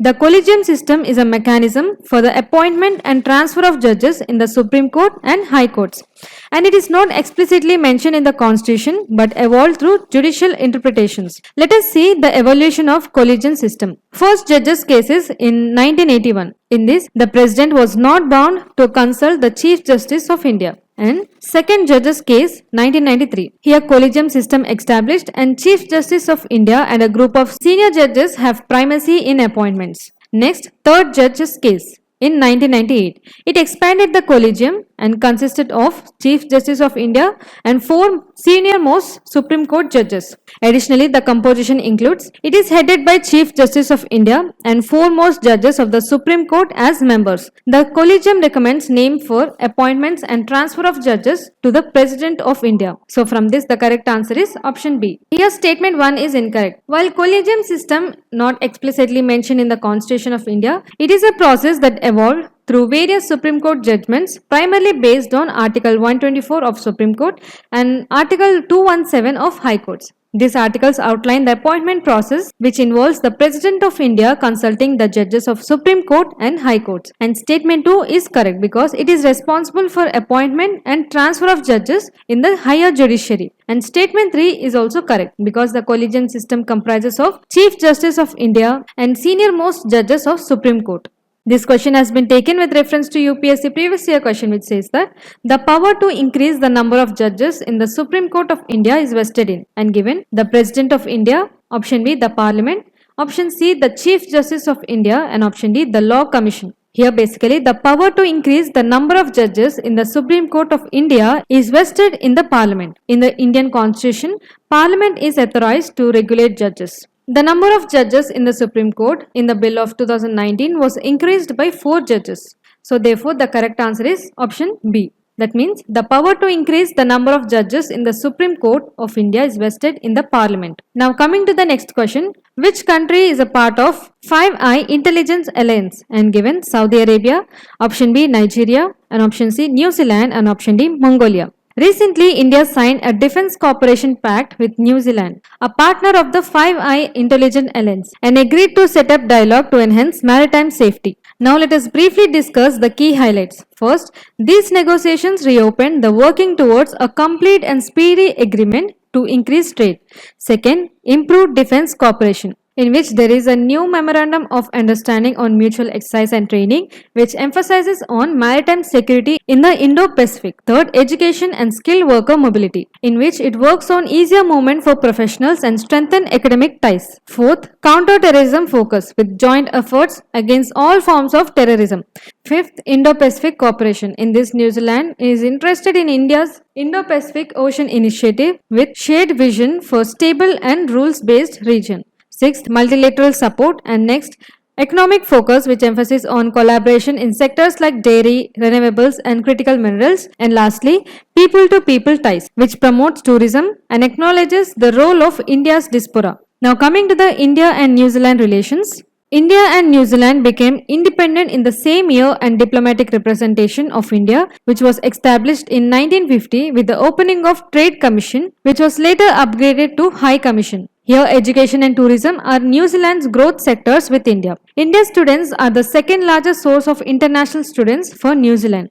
Additionally, India primarily imports logs and forestry products, wood pulp, wool, and edible fruit and nuts from New Zealand. India's exports to New Zealand mostly are pharmaceuticals, medications, precious metals and gems, textiles, motor vehicles, and non-knitted apparel and accessories. Additionally, Hindi is the 5th most spoken language in New Zealand. So the right answer is option C. Therefore, New Zealand is a part of Five Eyes Intelligence Alliance. This question has been taken with reference to UPSC previous year question, which says that Belt and Road Initiative is sometimes mentioned in the news in the context of the affairs of and given African Union, option B Brazil, option C European Union and option D China. Basically, the Belt and Road Initiative is a key foreign policy initiative of China launched in 2013. It aims to improve global connectivity by developing infrastructure projects across Asia, Africa and Europe.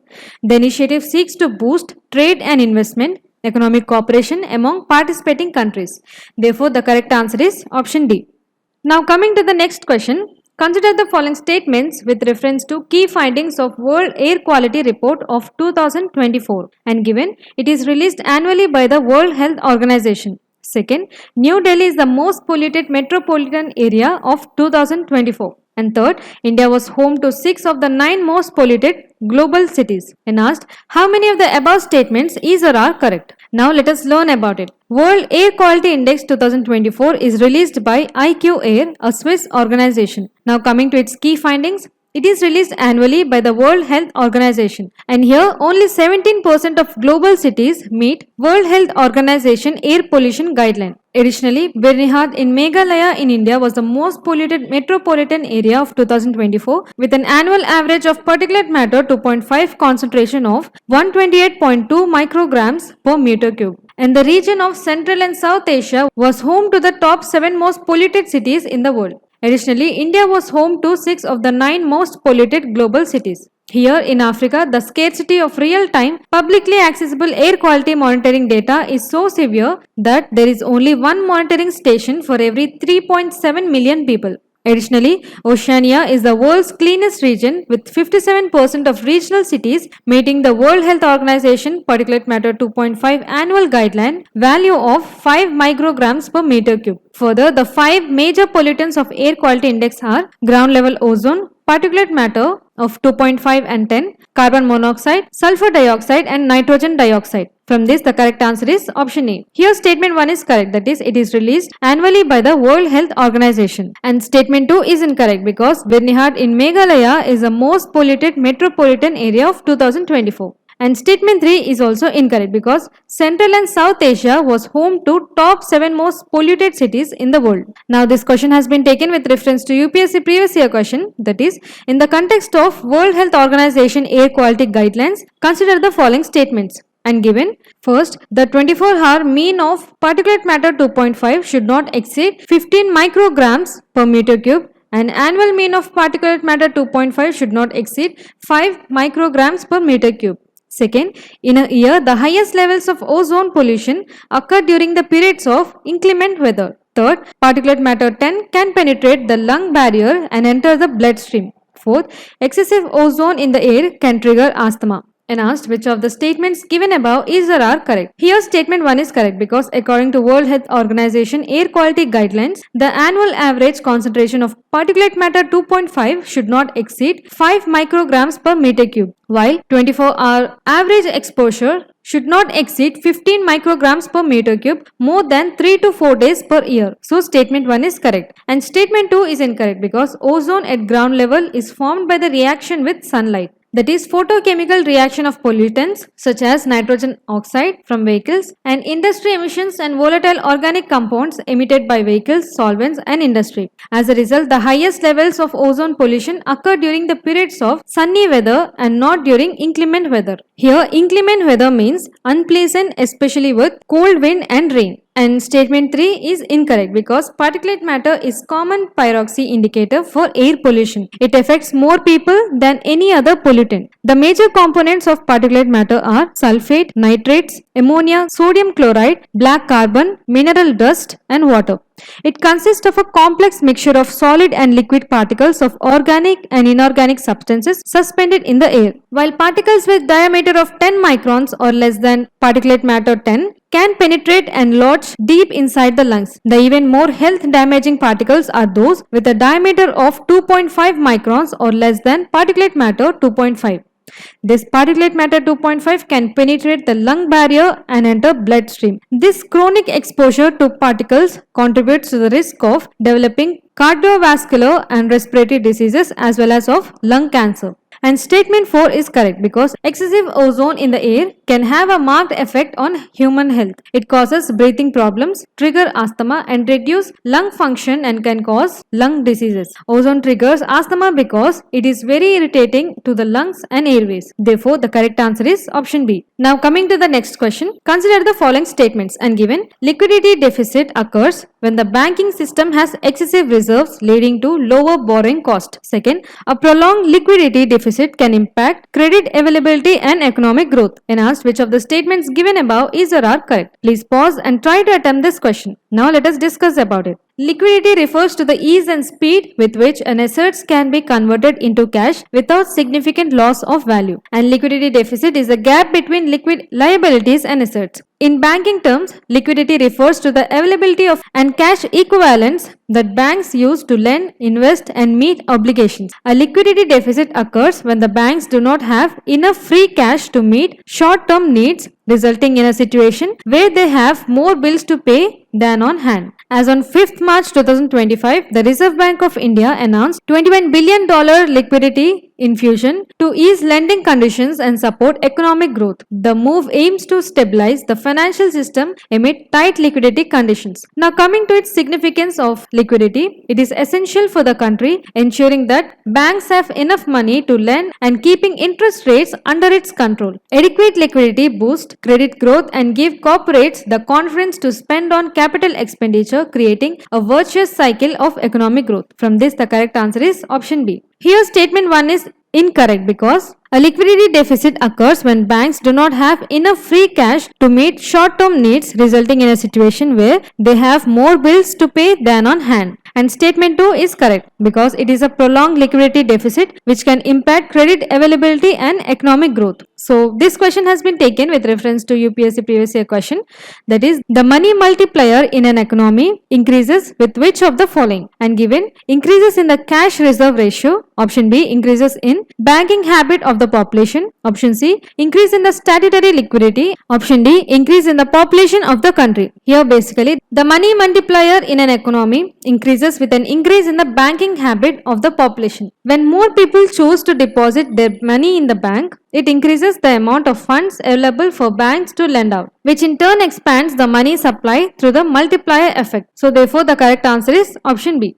That is, the money multiplier in an economy increases with increase in the banking habit of the population. Now coming to the next question. As recently seen in the news, the Challenger 150 mission is a global initiative endorsed by which of the following organizations? And given National Oceanic and Atmospheric Administration, option B, Antarctic and Southern Ocean Coalition, option C, United Nations Education, Scientific and Cultural Organization, and option D, United Nations Environment Program. Now let us dive into it. Recently, scientists discovered thriving ecosystems with potential new species beneath Antarctic ice shelf after the A84 iceberg broke away from the George VI ice shelf. Here, George VI ice shelf is an extensive ice shelf that occupies George VI Sound, which separates Alexander Island from Palmer Land in Antarctica, and it lies beside the Bellingshausen Sea in the Southern Ocean. Now coming to the key findings of the Challenger 150 mission, that is, it is a UNESCO endorsed global initiative for deep sea research. It discovered species like giant sea spiders, octopi, and corals up to 1,300 meters. Also, it discovered unexplored ecosystems with nutrient transport mechanisms sustaining life under 150-meter thick ice. From this, the correct answer is option C. The Challenger 150 mission is a global initiative endorsed by UNESCO, that is, United Nations Educational, Scientific and Cultural Organization. Now coming to the next question. Consider the following statements, and given statement 1 as family history and genetic predisposition can influence body weight and metabolism, and statement 2 is given as obesity is associated with shorter lifespan due to chronic health conditions, and asked which of the following is correct in respect of the above statements. Now let us learn about it. Recently, according to recent study, among women in India, the obesity rate increased from 1.2% in 1990 to 9.8% in 2022. And among men from 0.5 in 1990 to 5.4% in 2022. This study analyzed obesity trends from 1990 to 2021 and projected future trajectories up to 2050. Now coming to its key findings, by 2050, over half of adults and third of children worldwide will be overweight or obese. This marks a significant rise in obesity prevalence and highlights a growing public health crisis worldwide. And among young men, the number of obese individuals has risen from 0.4 crore in 1990 to 1.68 crore in 2021 and is projected to reach 2.27 crore by 2050.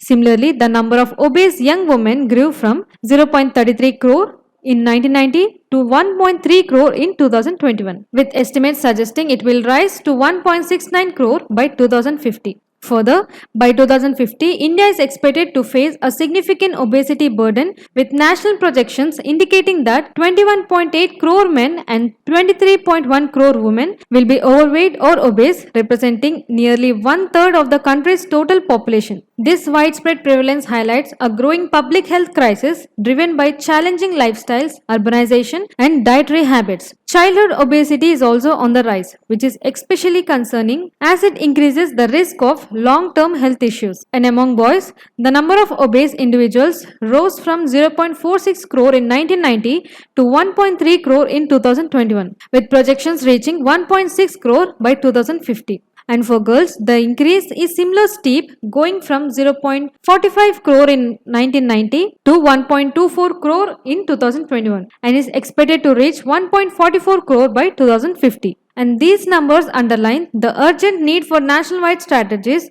to prevent and manage obesity, especially among children, through better nutrition, increased physical activity, and early health education. Significantly, obesity leads to increased heart diseases, strokes, and diabetes, especially in adolescents. And the World Health Organization defined overweight and obesity as abnormal or excessive accumulation that may impair health. Here, body mass index is a simple index of weight for height that is commonly used to classify overweight and obesity in adults, and it is defined as a person's weight in kilograms divided by square of its height in meters. From 1975 to 2016, the prevalence of overweight or obese children and adolescents aged from 5 to 19 years increased more than fourfold, from 4% to 18% globally. Further, globally, obesity in children aged 5 to 19 rose from 4% in 1975 to 18% in 2016. In India, 24% of women and 23% of men are overweight or obese, according to National Family Health Survey 5 in 2019 to 21. Additionally, childhood obesity in India also increased, reaching 2.1% during 2019 to 21, highlighting a growing health concern. So from this, the correct answer is option A. Here both statement 1 and statement 2 are correct, but statement 2 does not explain statement 1.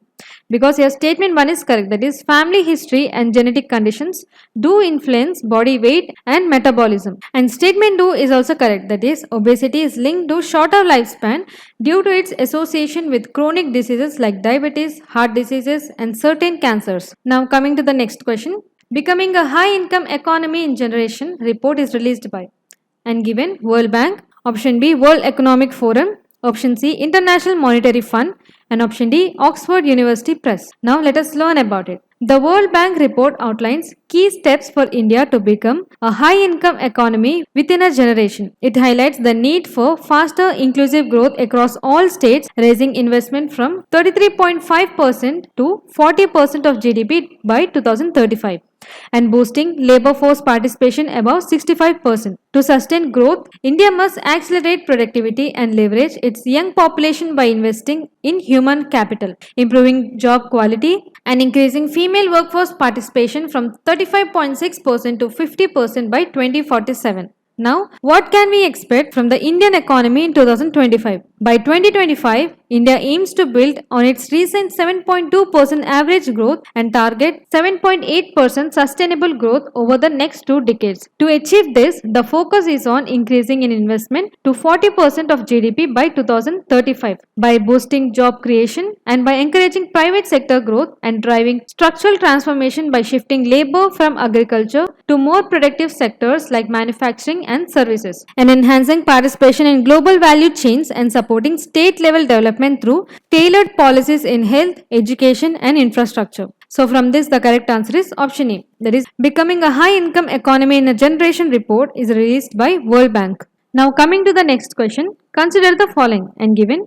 The Raisina Dialogue is organized annually by the Ministry of External Affairs in collaboration with the Observer Research Foundation. Second, the Raisina Dialogue is hosted on a rotational basis by different countries, and asked which of the statements given above is or are correct. Now let us discuss about it. The 10th Raisina Dialogue 2025 was held in New Delhi from 17th to 19th March, inaugurated by Prime Minister of India. New Zealand's Prime Minister Christopher Luxon was the chief guest and delivered the keynote's address, and the theme is Kala Chakra, that is people, peace and planet, focused on global challenges and sustainable solutions, bringing together global leaders and experts for dialogue. Additionally, the Raisina Dialogue 2025 will feature discussion structure around 6 thematic pillars. First, politics interrupted, shifting sands and rising tides. This will explore the changing dynamics in global politics, focusing on shifts in power, alliance and global governance challenges. Second, resolving the green trilemma, who, where and how. This theme will address the challenges of balancing sustainability, energy security and economic development and discuss how to tackle climate issues effectively.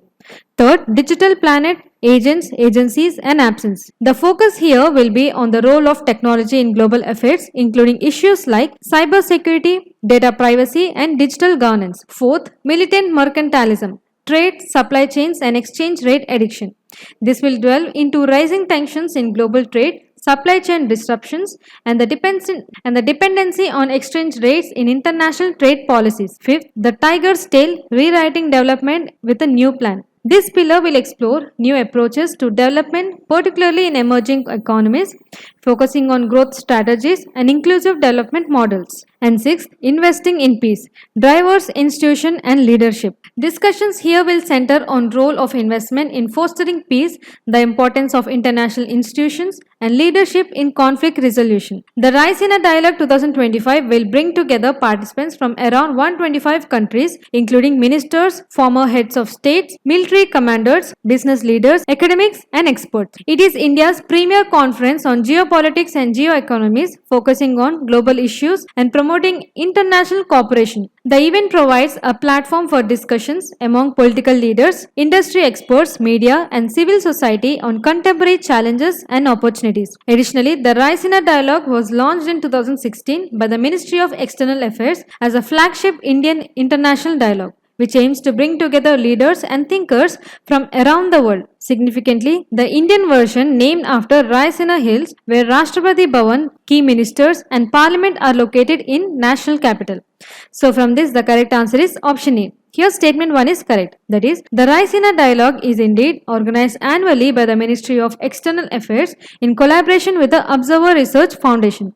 And statement 2 is incorrect because the Raisina Dialogue is not hosted on a regional basis by different countries. Rather, it is consistently hosted by India. Now coming to the next question. With reference to the Kuki tribes of Northeast India, consider the following statements and given. The Kuki tribes are found in all northeastern states including Arunachal Pradesh. Second, they traditionally followed animistic beliefs before the majority embraced Christianity. Third, the Chin of Myanmar and Mizo of Mizoram are ethnically related to the Kukis. Fourth, the Kuki tribes customarily permit inter-community marriages with the other ethnic groups. And ask which of the statements given above is or are correct. Here, the Kuki people are an ethnic group that consists of various tribes primarily located in the northeastern states of India, particularly in Manipur, Nagaland, Mizoram and Assam, and some parts of Myanmar and Bangladesh. They originally inhabited the tribe border area between India, Myanmar and Bangladesh. Significantly, they are present in all North Indian states except Arunachal Pradesh. In Manipur, the Kuki tribes make up about 30% of state's population, predominantly living in hilly regions. Their kinship system is tied to other groups in the region, particularly the Chin people of Myanmar and the Mizo people of Mizoram. These tribes, including Kukis, are often collectively referred to as Zo people, reflecting their shared ancestry and cultural ties. Traditionally, the Kuki tribe practice animism, worshipping various deities and nature spirits. However, over the past 90 years, Christianity has become the dominant religion among them, largely due to missionary influence. Culturally, the Kukis maintain strong community bonds. They follow customary laws and are governed at the local level by village council, with a village chief playing a role in handling social and religious matters, including marriage and divorce issues. Marriage is typically endogamous, meaning they usually do not marry outside their community, preserving their cultural identity and social structure. Further, the other tribes of Manipur are Meitei, Naga and Kuki Chin, or popularly known as Kukis in short. So from this, the correct answer is option A. Here statement 1 is incorrect because Kuki tribes are found in most northeastern states except Arunachal Pradesh. And statement 2 is correct. That is, traditionally Kukis followed animistic beliefs, but in last 90 years, the majority have converted to Christianity. And statement 3 is also correct. That is, the Chin of Myanmar and the Mizo of Mizoram are ethnically related to the Kukis and are collectively known as Zo people. And statement 4 is incorrect because the Kuki tribes do not customarily permit the inter-community marriages. They generally arrange marriages within their own community. Now coming to the next question. With respect to India's coal sector, consider the following statements. And given, coal is the most abundant fossil fuel in the landscape of India. Second, India is the largest producer of coal in the world after China. Third, India has 10% of world's coal reserves. And asked which of the following statements are correct. Here, India achieved a major milestone by producing 1 billion tons of coal in the current fiscal year, which the Prime Minister of India, Narendra Modi, called a proud moment. Coal plays a crucial role in power generation and industrial use. In 2023-24, India produced 997.83 million tons, boosting domestic supply, lowering energy cost and reducing reliance on imports. Additionally, coal is vital to India's energy sector, meeting 55% of country's energy needs. India is the world's second largest coal producer after China with 389.42 billion tons of reserves, mainly in the states like Odisha, Jharkhand and Chhattisgarh.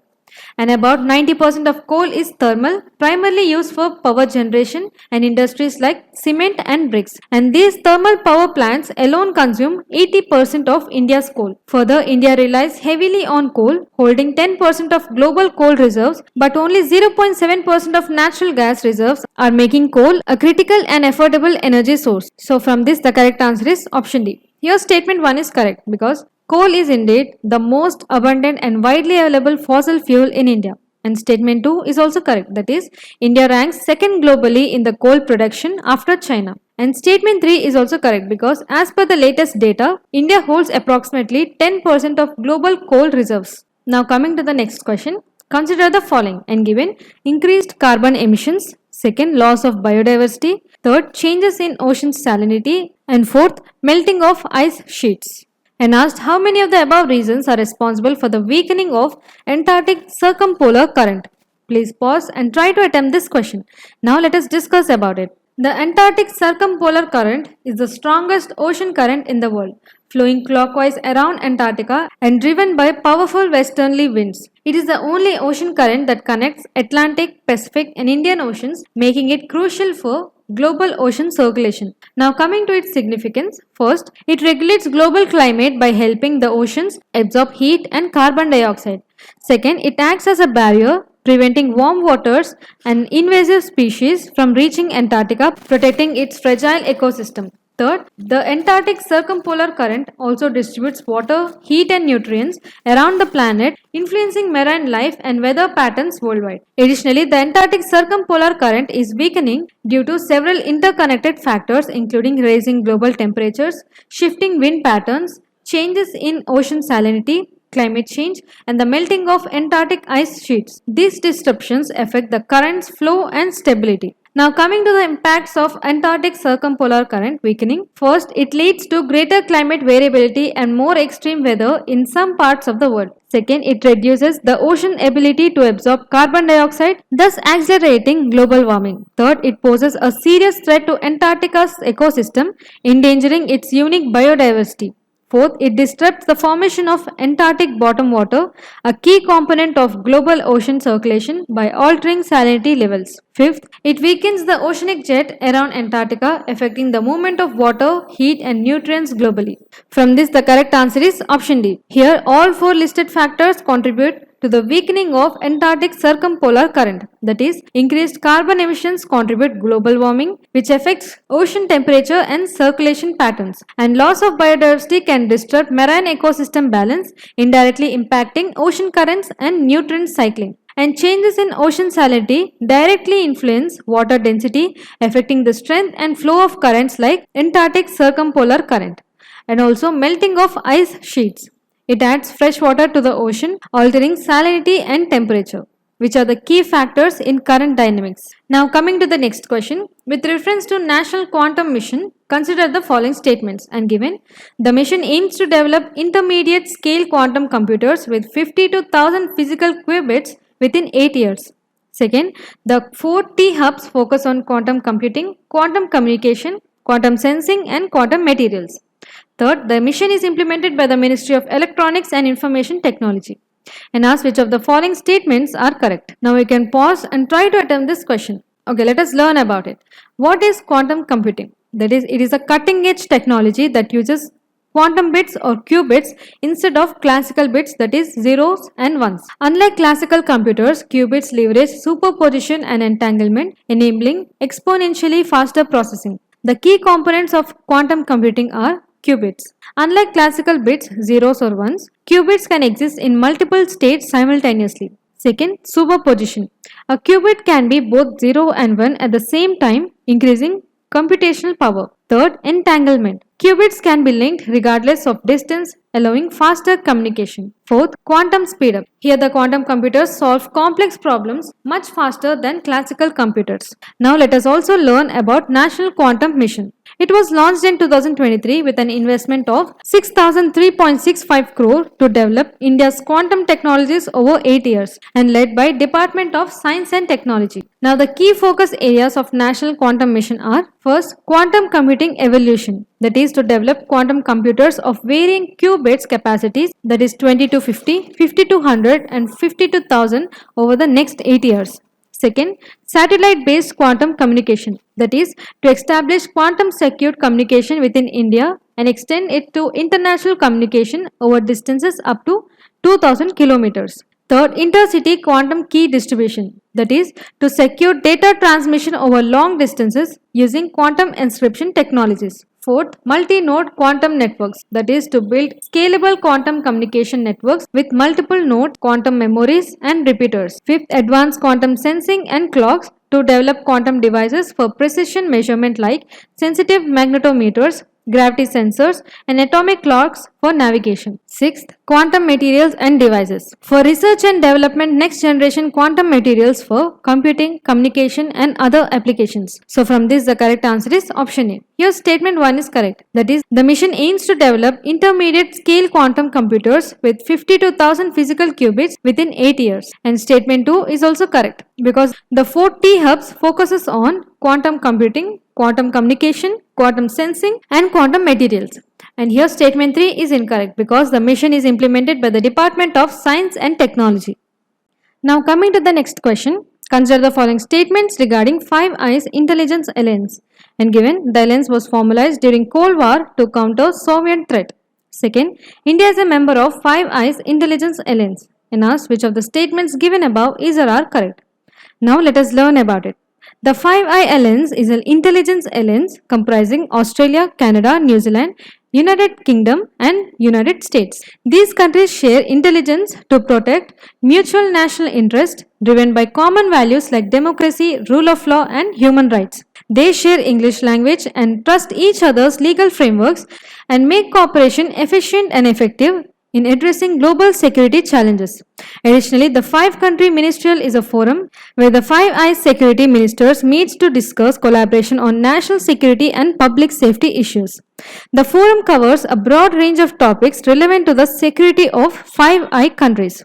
Additionally, the forum can host joint meetings between the Five Eyes security ministers and the Quintet of Attorneys General, a group of Attorneys General from Five Eyes nations who focus on legal matters of shared importance. And Canada is represented by its Minister of Justice during Quintet meetings. The five-country ministerial began in 2013 and serves as a platform for both security and legal collaboration among the partner countries. So from this the correct answer is option A. Here statement 1 says that the alliance was formalized during Cold War to counter Soviet threat, which is correct. The Five Eye Alliance was indeed formalized during the Cold War primarily as a means to counter the Soviet Union intelligence activities. The alliance began with close cooperation between United States and United Kingdom and later expanded to include Canada, Australia and New Zealand. And here statement 2 says that India is a member of Five Eye Intelligence Alliance, which is incorrect. Here India is not a member of Five Eyes Intelligence Alliance. This alliance is limited to 5 countries, that is Australia, Canada, New Zealand, United Kingdom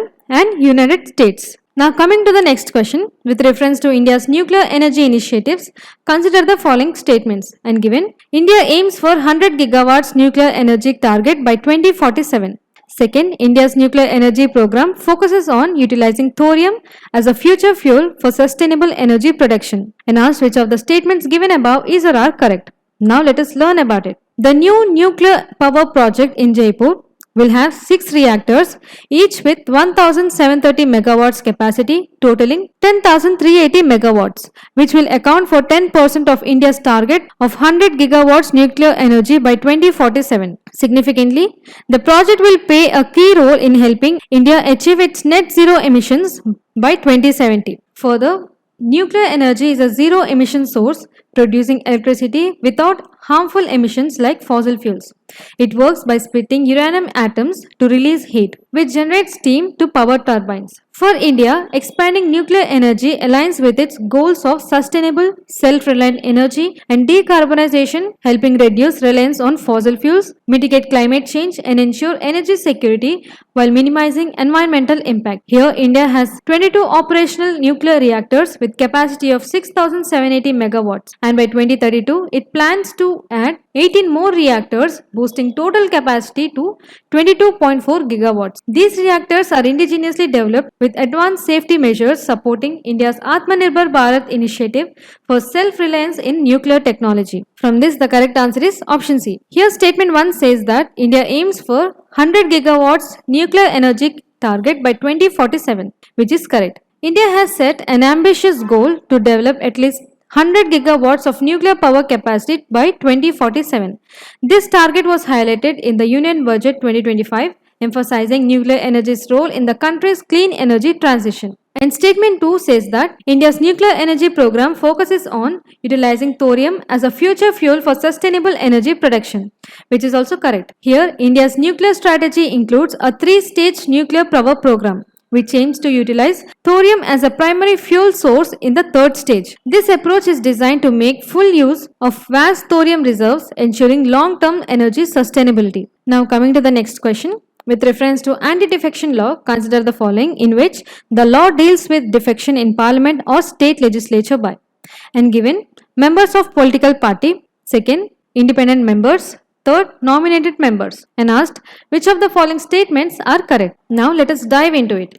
The anti-defection law was introduced in 1985 to prevent political defections and promote stability and credibility in Indian politics. It applies to members of parliament, state legislators, independent candidates, and nominated members. Here, disqualification of law members can occur for actions like leaving their party, voting against party instructions, or abstaining without permission. Here, independent candidates who join a party post-election or nominated members who do so within 6 months also face disqualification.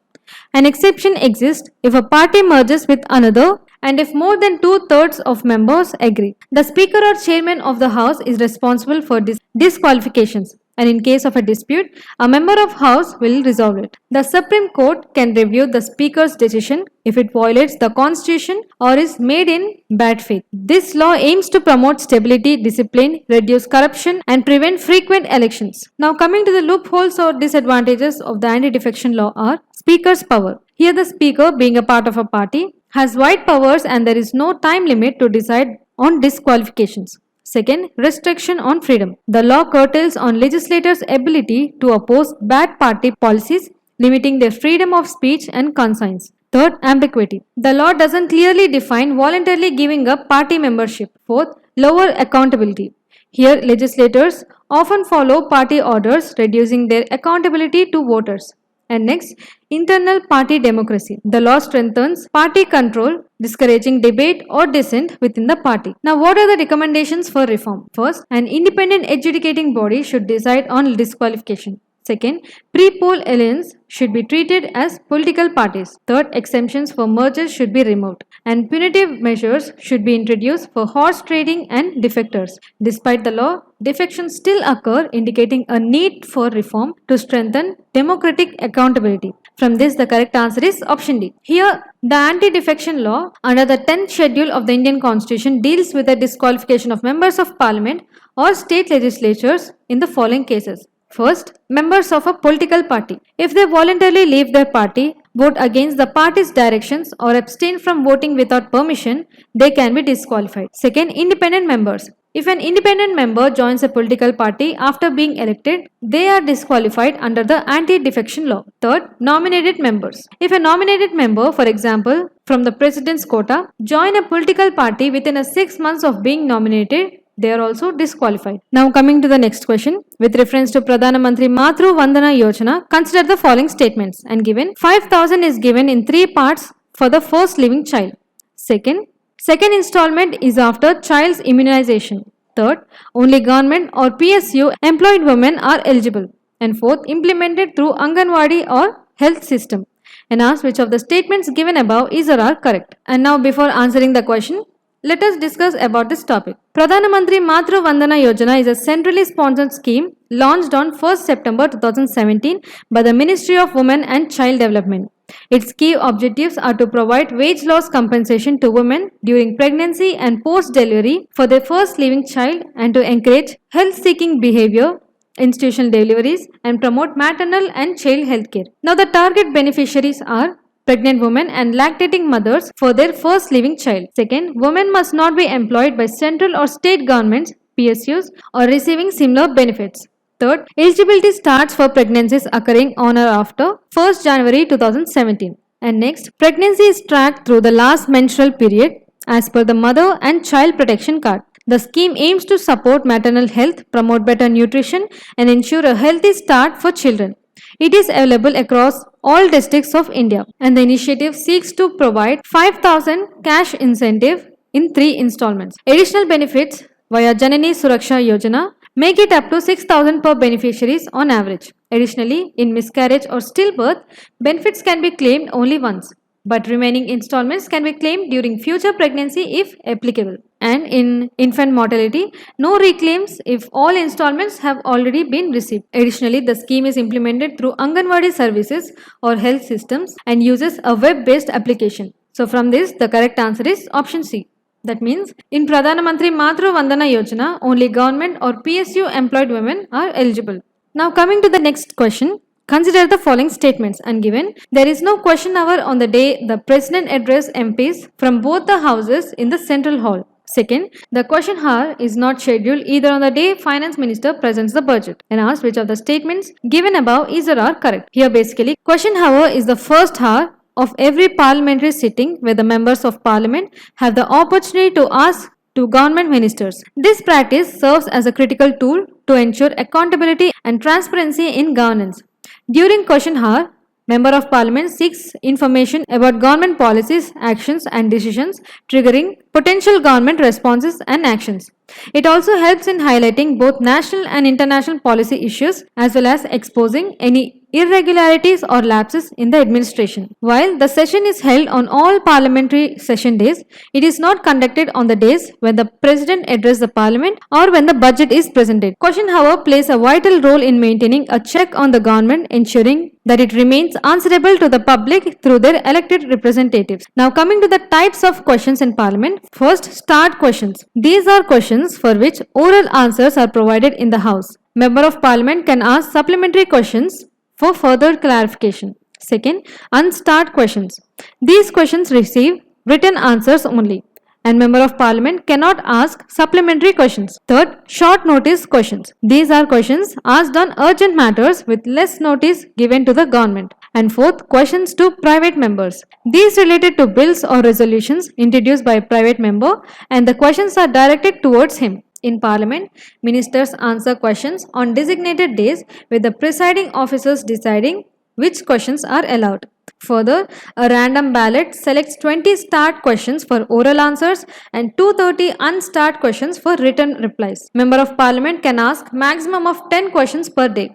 And while there is no limit on unstart questions previously, there is now a restriction to maintain order. Here, in this parliamentary procedure, 0 hour allows Member of Parliament to raise urgent matters without prior notice. Following question hour, though it is not in the official rulebook. Half an hour discussion lets Member of Parliament seek clarification on incomplete answers with the Speaker's approval. And additionally, recent changes include a 15-day notice for submitting questions, allowing ministers to answer in the absence of the original Member of Parliament, and requiring Member of Parliament to correct any incorrect replies if they have given. These tools enhance parliamentary efficiency and accountability. Therefore, the correct answer is option C. Here, statement 1 is correct. That is, there is no question hour on the day of President address, both houses of Parliament. And statement 2 is correct. That is, question hour is also not held on the day of the budget is presented by the Finance Minister.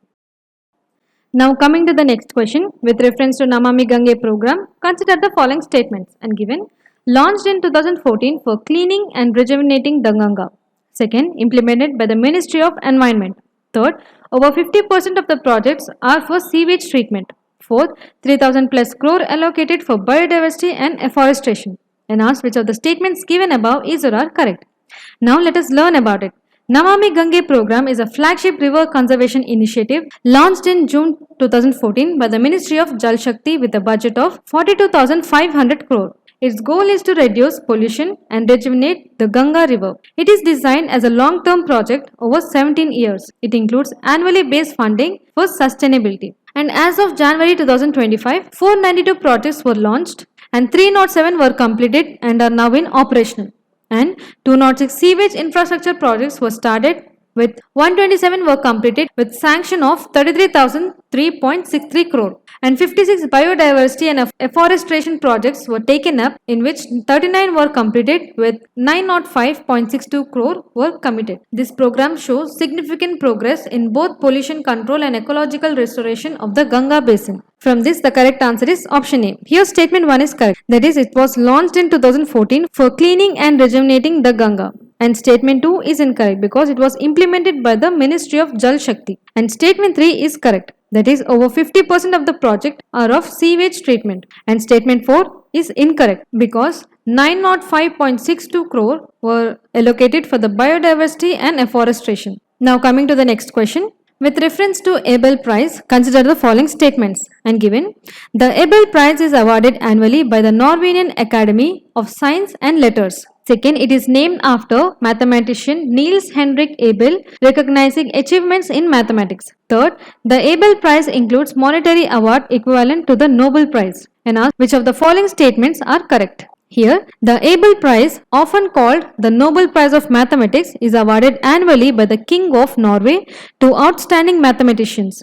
It is named after Niels Henrik Abel and it is administered by the Norwegian Academy of Science and Letters and funded by the Norwegian government, which does not tax the prize money. In 2024, the French mathematician Michael Talleyrand won the prize for his pioneering work in probability theory and stochastic process. His contributions include suprema of stochastic processes, concentration of measure, and spin glass theory. Talleyrand's work has significantly influenced probability theory, functional analysis, and statistics. He was born in 1952 and earned his PhD from the University of Paris and is a member of French Academy of Sciences. So from this, the correct answer is option D. Here statement 1 is correct. That is, the Abel Prize is awarded annually by the Norwegian Academy of Science and Letters.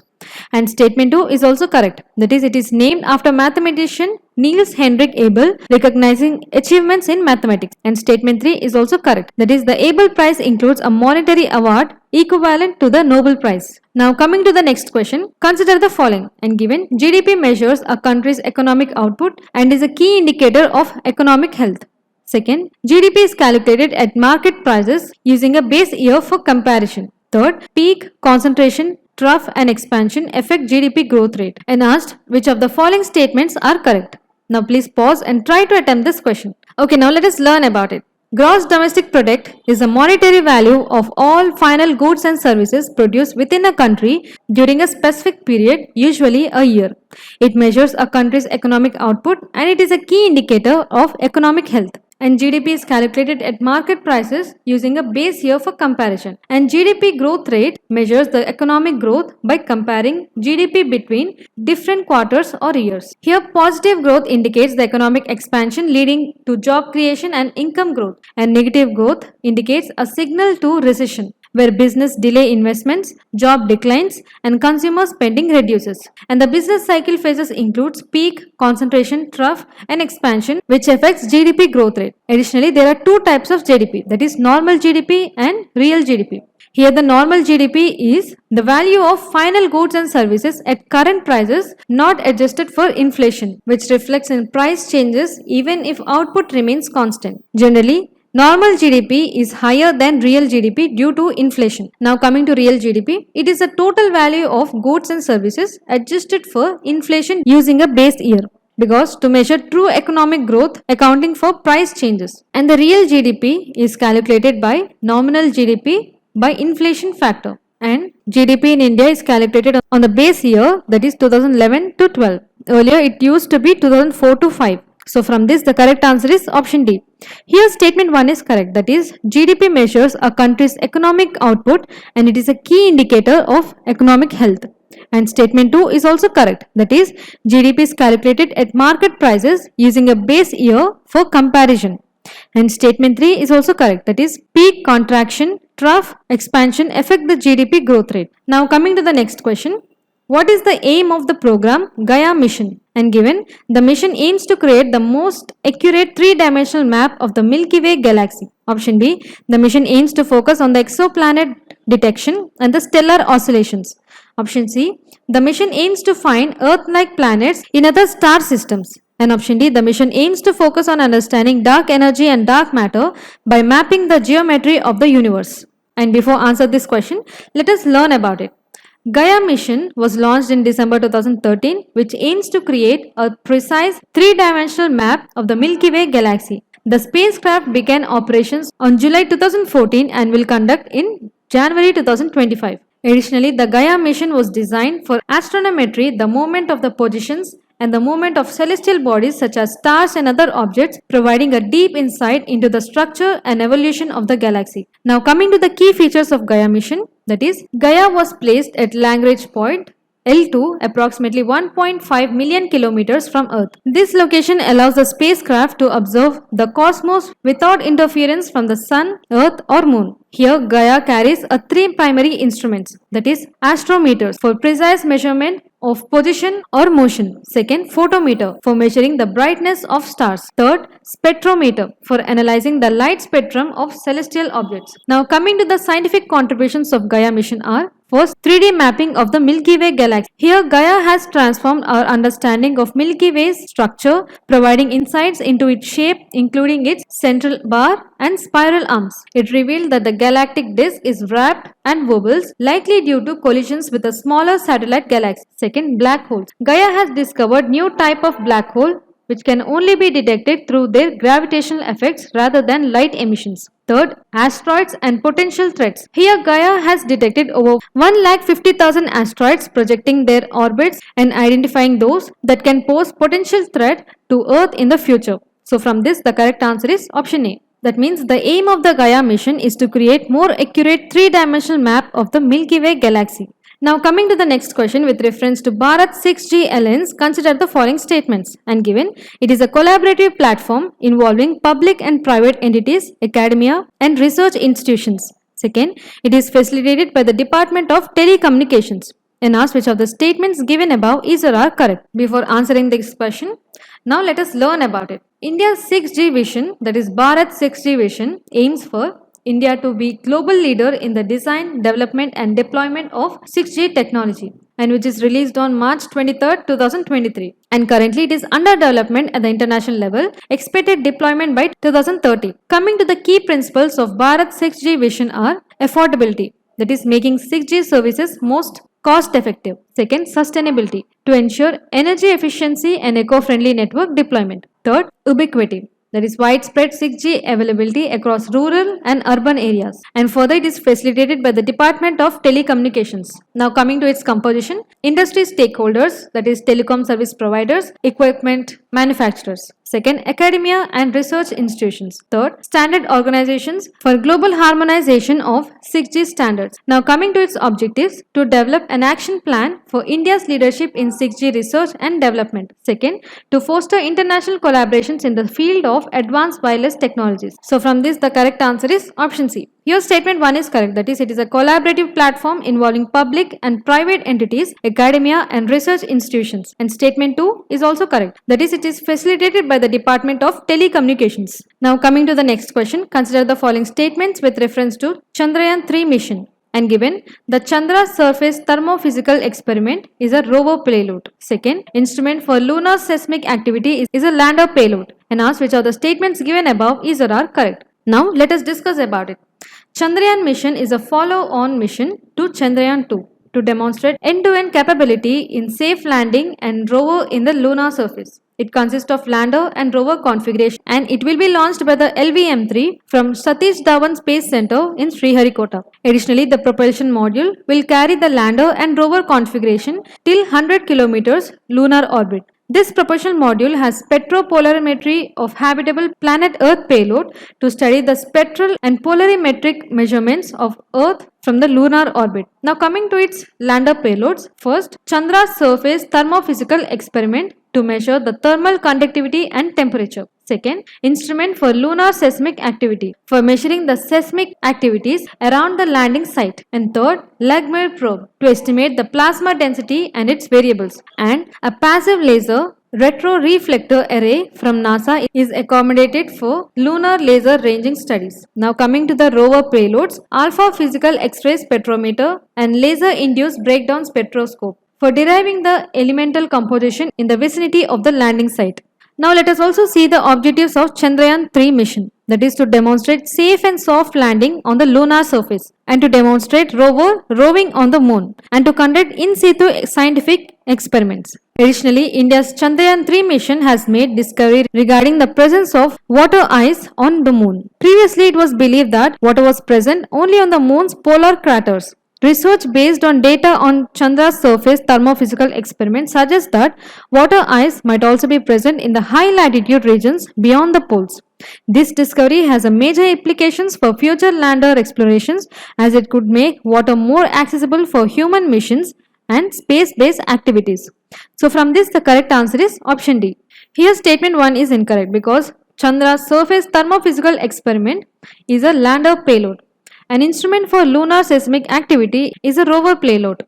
Now coming to the next question, with reference to Jal Jeevan mission, consider the following statements and given. It aims to provide tap water to all rural households by 2024. Second, it includes tap water for schools, Anganwadi centers and health centers. Third, community participation is not part of this mission. And fourth, it promotes training of plumbers, electricians and water quality workers. And asked which of the statements given above is or are correct. Now please pause the video and try to attempt this question. Now let us learn about it.